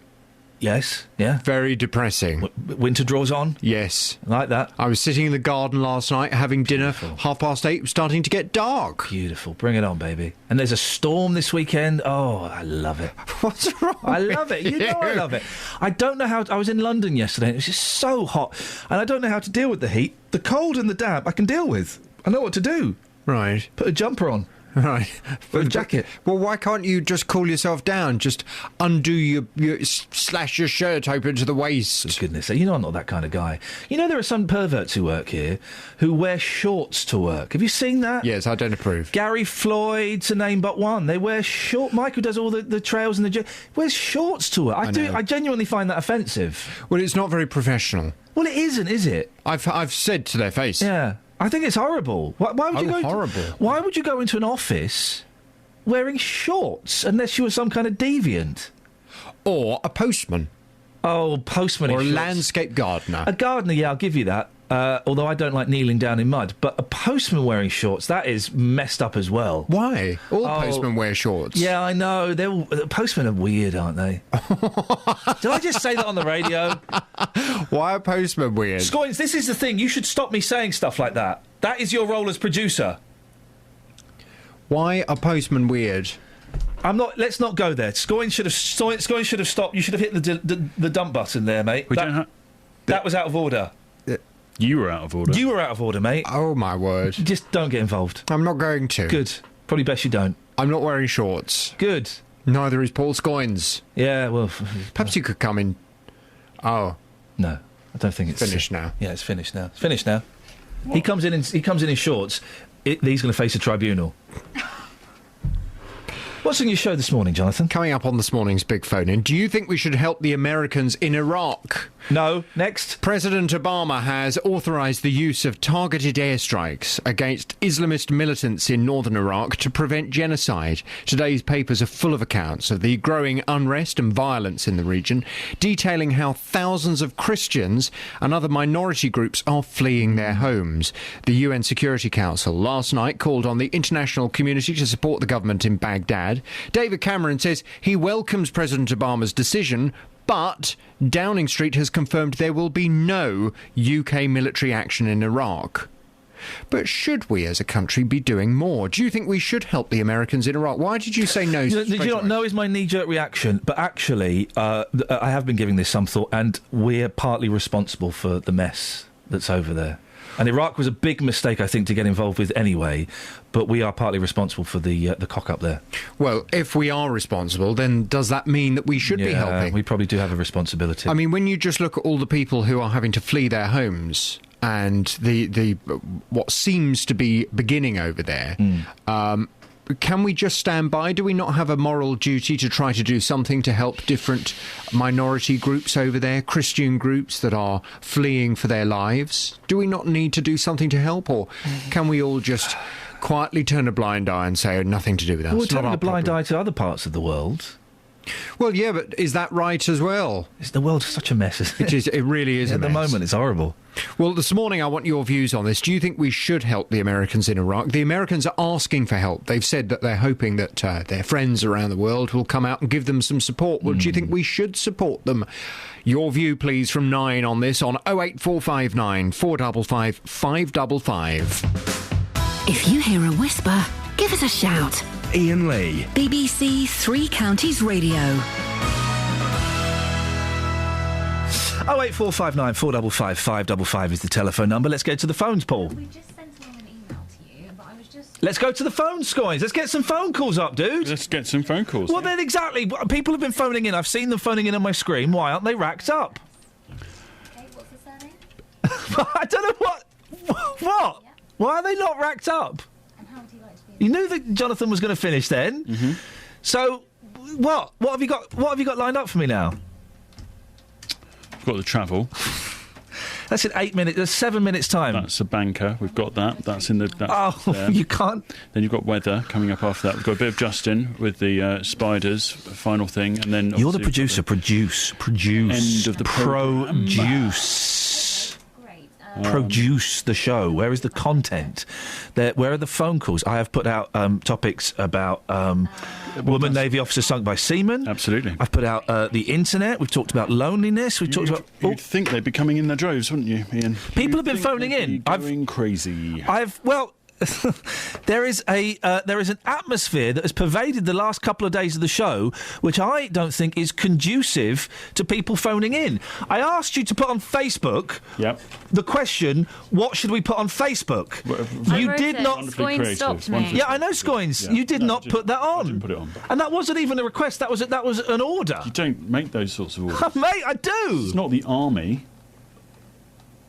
You'd probably like it if it was the army, wouldn't you? Don't, what does that Ellis. mean? What does that mean? You know exactly what that means. Having to polish your shoes. It's a euphemism.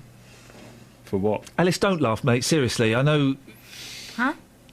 I've got lots of comments from Facebook about the computers that you put out in the first hour. All right, let's read some comments from Facebook. Shall we? Always great content when someone with a dour voice reads comments from Facebook. Away you go, mate. No, I'm not reading it. I'm not reading it. Well, it's your job to read it. Mate, you're telling me what my job is now? Yeah, that's my job. All right, I tell you what. Why don't you tell me what my job is? Who was that on the phone? It's another producer, probably backing me up, I would say. Probably another producer, saying, is that job going to be vacant next week? Because you know what it could be. That's probably not. It's probably not true, is it? What she's saying. No, it's not what she's saying. It's probably something. I'm not being funny, Ellis. Do you know what? I can get you back on travel like that, right? So he can't. Right. He can't. I mean, statistics. 08459 455 555. We'll just do the front pages of the papers if the team can't Where are the rest of the papers? Where are the rest of the papers, guys? I've got 4 papers here. 2 of them are expresses. Alice has left them over there. That was you. That wasn't. Oh, it actually probably was. This is going swimmingly. Yeah, mate, isn't it? Yeah. Thank you, Alice. Scoring's done it. Yeah, I know, mate, but you could have... You muffed it up. Front pages of the papers. The Guardian. There's a man flying on the front page. Look at that, there's a man flying on the front page. And he jumping. Yeah, he's jumping. I'm being swallowed by a boa constrictor. I'm being swallowed by a boa constrictor. I'm being swallowed by a boa constrictor. And I don't like it very much. Oh no, he swallowed my toe, he swallowed my toe. Oh gee, he's up to my knee, he's up to my knee. Oh fiddle, he's reached my middle, he's reached my middle. Oh heck, he's up to my neck, he's up to my neck. Oh dread, he's swallowed my... Why are you playing music? We're not in the music hour of the programme. It's a little buffer. Core content. It's a little buffer to try and lighten the mood. Well... So trying to lighten the mood. Don't. That's me. Do you know what? Can I say something? Now? Yeah. Are you serious? I'm going to do it now. Are you sure you want to do this now? Fine, say it, go on. What's your beef? You seem perfectly happy to just splurge it out on air anyway. I have worked really hard, actually. And all I've got is abuse from you. Oh, yeah, funny. Let's put an echo on. He won't even look you in the face, Scoins. Oh, Scoins has fallen down a hole. Hang on, let me help get you out of the hole. Give me a hand. I'm not touching you. There you go. I pulled you out of the hole. Yeah, all right. Don't Seriously, fall down it again. I was asked... Oh, funny. Yeah, OK, this is fine. He's come out of a hole and now he's run into a cave. I was asked to come in and help at very short notice. Come out of the cave and I'll talk to you. Oh, OK, whatever. Basically... He's out of the cave. Good. Go on. Do you know, this isn't working for me. Have you got your phone on? Yeah. Ellis, please, mate. Seriously. Just don't get involved. Right. Do you know what? What? I'm not doing this. OK, fine. We'll get someone else next week. No, good. Do it. No, you can't do it now. I'm going now. Look after it. Don't put anything... You're actually going to walk out now? Do you know what? yeah, fine. You've ruined this. Ruin that? You've ruined this. And... I was taken seriously before this. I was taken seriously. All right, mate. Go on. I interviewed the Prime Minister. Go and do the Black and Asian show. Go on. Bye-bye. Bye-bye. Bye-bye. I'm being swallowed by a boa constrictor. I'm being swallowed by a boa constrictor. I'm being swallowed by a boa constrictor. And I don't like it very much. Oh no, he swallowed my toe, he swallowed my toe. Oh gee, he's up to my knee, he's up to my knee. Oh fiddle, he's reached my middle, he's reached my middle. Oh heck, he's up to my neck, he's up to my neck. Oh dread, he swallowed my... Kelly's on the line. Morning, Kelly. Good morning. Kelly, what would you like to say, my dear? Oh, I've actually really enjoyed the show this morning. Have you? Yeah, I love your banter with Paul. I think he should come back. Well, do you know what? I think he should be professional and finish off the show, but like Scoins, he doesn't finish off anything these days. Oh, well, I really enjoyed the show. You've made me smile on my way to work. That's so kind, Kelly, because there's a bit of a dark shadow over it today, but I really appreciate your words. Thank you so much. You're very welcome. Thank you, Kelly. 8:45, travel. Travel news for beds, cards and bugs. BBC Three Counties Radio. On the North Orbital Road at Bricketwood, it's still looking heavy at the M25 junction 21A roundabout, and on the A40 London Road in High Wycombe coming outbound, that's still looking slow as well. In Hertford, Old Cross is closed in both directions between Hartham Lane and St Andrew Street due to emergency repairs. Also a few problems on London Midland this morning. There's a disruption between Bletchley and Milton Keynes Central due to an operating incident. Buses are replacing trains between Bedford and Bletchley, and normal service is expected to resume at around 9 o'clock. Also possible delays between Cheddington and Tring due to safety checks. Emma Jones, BBC Three Counties Radio. Thank you very much. 8:46, these are your headlines on BBC Three Counties Radio. A former principal at a Barnfield Academy in Luton is backing the changes to the organisation after a critical government report. Dame Rachel D'Souza has been linked with a return to Barnfield but says she is committed to her current role in Norfolk. There's been a sharp rise in the number of fines issued to parents for taking their children out of school in term time. BBC research shows over 10 times as many fines were issued in Bedford and over 7 times as many in Milton Keynes. And President Obama has authorised airstrikes against jihadist militants in northern Iraq. Let's get the weather. Beds, Herts and Bucks weather. BBC Three Counties Radio. No weather, Ellis? Didn't fancy doing the weather? Nah. Every weekday morning from 9, Jonathan Vernon Smith. Lots to discuss. Do you agree with her? Do you think she speaks a lot of sense? With the biggest questions. Should Muslim women be allowed to wear the veil in court? And is it fair to only give people this kind of benefit for 3 months? And the biggest opinions. I'd like to hear from you. I feel strongly because children should be taught in a structured way. You know, there's nothing better in life than real life experience. Don't be patronising. Excuse me, I'm talking, sorry. There's 2 words here, common sense. One of my pet hates, I feel really strongly about it. We're talking about that. I agree with you. The JVS Show, weekdays from 9 on BBC Three Counties Radio. Right, this is BBC Three Counties Radio. Let's hope we can get Justin Dealey up and our next expert as well, please. Ellis, if we could get Dealey up, that would be fantastic, guys. Ellis, that would be great. Thank you very much. Indeed. Apologies, the show's a little bit ramshackle, and that's absolutely fine. Normal service will resume on Monday. I'm sure we can sort that out. Won't be a problem in the slightest. Right, let's have a little look at some of your Facebook comments, shall we? While we're doing something a little bit different at the end of the show. Stay tuned. There's something a little bit different coming on.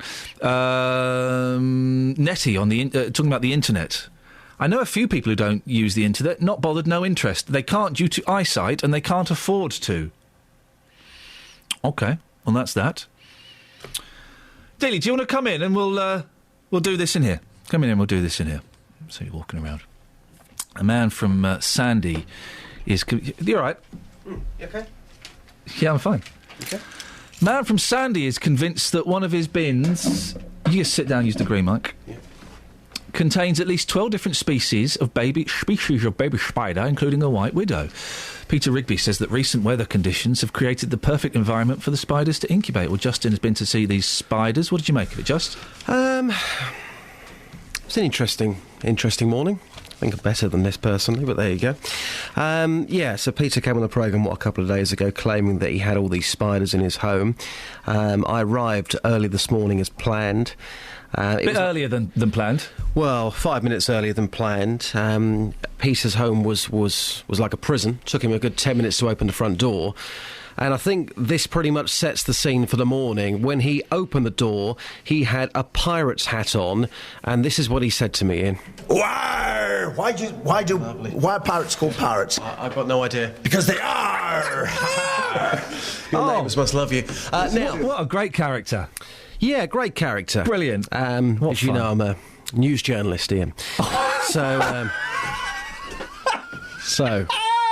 Yeah, mate, you deal in fact, not fiction. Yeah, this is not my normal story. News journalist? Yes, I mean, yesterday morning, Boris Johnson, big talking point. So I think that sets the scene. Yep. Peter then took me into his back garden to show me, you know, this white widow we'd been talking about? Yes, I do. This is what happened. It's in here. It's in this one. She'll be over here somewhere. Little web. This is just one. Open the bin. Yeah. It will be there. It is there. She is there. Let's have a look. See. Let's see. Here she... Oh, wait a minute. Oh, wait a minute. That's not a spider. There are That's somebody's food waste. No, it isn't. There are spiders here, but I haven't got my spectacles on. I've come straight out of the bath. Look! No, that's a poor old thing. It's going to be eaten anyway. It's an earwig. I know, it's going to be eaten by... Not a spider. These. No, there are spiders here that eat earwigs all the time. That for breakfast, you know. A little bit disappointed with the tone of your voice there, Just. Yes, slightly disappointing. All these spiders that we've been promised. Well, then, on the way back into Peter's flat, there was apparently a big black widow above the communal door. Clutching at straws, Ian, this is what happened. It's eating another spider almost its own size. It's packaged it up. There's a Folcus spider there. Now, that's the most poisonous in the world. They eat spiders, and even it doesn't dare go. Now, look. If you do that to any other spider, they go. Yeah. This one knows, stay off, I bite you, and I am extremely deadly. Beware! Okay, You know Shelob? Yeah. This is Shelob Mark 10. Shelob in The Lord of the Rings, she was a pussycat by comparison with this one. This one's been here for days, and it doesn't even bother when you go... You're now putting your hand towards it, you're clicking at it, you're blowing it. Why are you blowing that spider if it's deadly? To show you just how she couldn't give a damn that she's got a pirate glowering at her. Peter, I'm going to go. Okay, we're going to leave this to the experts. To be quite honest with you, I'm utterly terrified. Not of the spiders, but of you. I'm now going to go. Thank you very much indeed for your time, Peter. Peter. Got insurance? I hope you have, because there are lots more to come. Lovely to meet you, Peter. Take care. Okay. Well, it's good to see you, and do come back again, but... Ring before you come so that I can make sure I'm out of the bar. Those old chestnuts. Justin, stay there. We're joined by Ross Hickles. Morning, Ross. Morning. You are a keeper of reptiles. I believe you've seen the photographs of these spiders, have you? Yes, I have seen it. And what do you make of it? It's just a common house spider by the looks of it. It's just the reason it's a lot whiter in coloration is it's eating a moth. So hang on. He claimed it was the most deadly spider in the world, and it was above a flat door in Sandy in Bedfordshire. But you do get deadly spiders in this country, don't you, Ross? You can get a few, but nothing that's really going to hurt anyone. Right, so it's not a white widow. There's nothing to be afraid of or anything like that? No, not at all. It's just a common house spider. I'm a little bit embarrassed that we've got the reptile keeper, one of the reptile keepers from Paradise Wildlife Park. We've got you on the line, and it's just a spider that you've been sent. I feel a little bit embarrassed. Well, they are quite a nice-sized spider. It's a big one. They're not aggressive or anything. Can you pick up spiders, Ross? I'm imagining you're okay with them. Yeah, I'm fine with them. Even the big black hairy ones? I prefer the bigger ones. I hate them, man. How do you do it? To be honest, I've always been around them, so I don't know any different. Peter? Yes? An expert has told us it's just a normal house spider, mate. You've wasted the BBC's time. That's very reassuring, because if you come back, I will show you the others that my colleague, and he is an expert, he's spent time in South America, Central America, North America, among black widows and tarantulas, red knees and all the others, and brown spiders, which if they bite you, you rot. Is that true, Ross, if a brown spider... No, that isn't. No. It's very reassuring, because we didn't have any very strong light to photograph it. He has photographs of the other spiders on his camera, and he's very slow in uptake. OK, well, listen, Ross, I appreciate your time. Ross Hickles, reptile keeper there. Peter, nutjob, thank you. Just maybe we could send you back to Peter next week. I'm better than this, boss. No, come on, mate. Come on. Come on. You're the fella... No, you come on. Come on. You're the fella that goes and speaks to a bloke on an intercom. Not a bit funny, with the greatest respect. You're kind of like the show's jester. No. Wherever there's something topical happening, where there's something that people care about, I'm there. Come on. This was your idea. You've stitched me up. I'm better than this. Are you serious? Have a good weekend, all right? Are you serious, mate? Yeah, because... You know your role. Oh, you're having a laugh, not you. You know your role. You know your role. Right, do you know what, Just? I don't want you working on my show. Yeah, all right. Is he serious?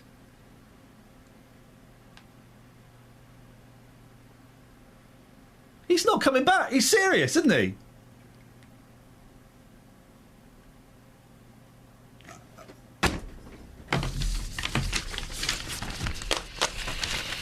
Right, let's get the travel news.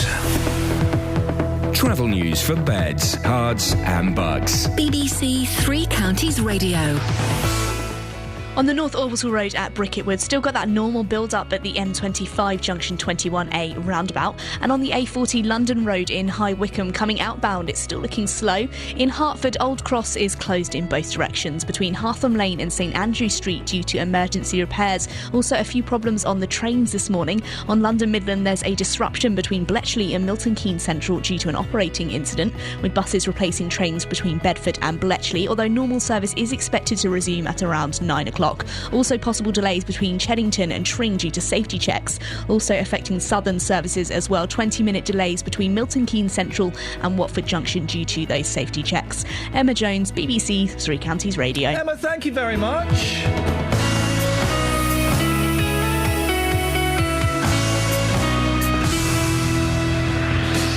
If you hear a whisper, give us a shout. Iain Lee. BBC Three Counties Radio. Right, slightly different. Winifred Robinson now presents a Gaza crisis appeal on behalf of the DEC, the Disasters Emergency Committee. Over the past month, the developing crisis in Gaza has captured the world's attention. Military action has taken a heavy toll on a densely populated area. Homes have been damaged or destroyed. So tens of thousands of people in Gaza have nowhere to live and nowhere else to go. The upheaval means that the people of Gaza are in great need. The DEC estimates that more than 1 million people don't have access to enough clean water. Nearly 1,900 people have died there in the past month, more than 400 of them children. Thousands of exhausted refugees are living in temporary shelters without privacy and dignity and in overcrowded and unhygienic conditions. Thousands of families face an uncertain future. With much of Gaza's infrastructure destroyed, and access to water, sanitation and medication now severely limited, these people desperately need your help. That's why the Disasters Emergency Committee, or DEC, an umbrella organisation that unites 13 UK humanitarian aid agencies, has launched an emergency appeal to get help to the people who need it. DEC members and their partners are already on the ground and doing what they can, but to help the vast numbers of people affected, they need your support. Families are grieving over the many dead. Thousands of people have been injured. Getting urgently needed medical attention is a high priority. But following weeks of bombardment, already overstretched medical services are at breaking point. Help from outside is required right now to help the sick and injured and to bring relief to the displaced. Delivering humanitarian aid in areas of conflict is difficult, but the member agencies of the DEC work with experienced local partners to ensure that aid reaches those who so desperately need it. £25 can buy 150 bandages. £50 can feed 5 families for a day. £100 can provide an emergency shelter kit and blankets for 1 family. This is an urgent humanitarian crisis. Please help if you can. You can give online at dec.org.uk, or you can call 0370 60 60 900, or you can write a cheque made payable to DEC Gaza Crisis Appeal and post it to DEC Gaza Crisis Appeal, PO Box 999, London EC3A 3AA. That's PO Box 999, London EC3A 3AA. Thank you. That number again, 0370 6060 900. Standard geographic charges from landlines and mobiles will apply. You're listening to BBC Three Counties Radio. It's approaching 9 o'clock. Here's the news with Simon Oxley. Local and vocal across Beds, Herts and Bucks. This is BBC Three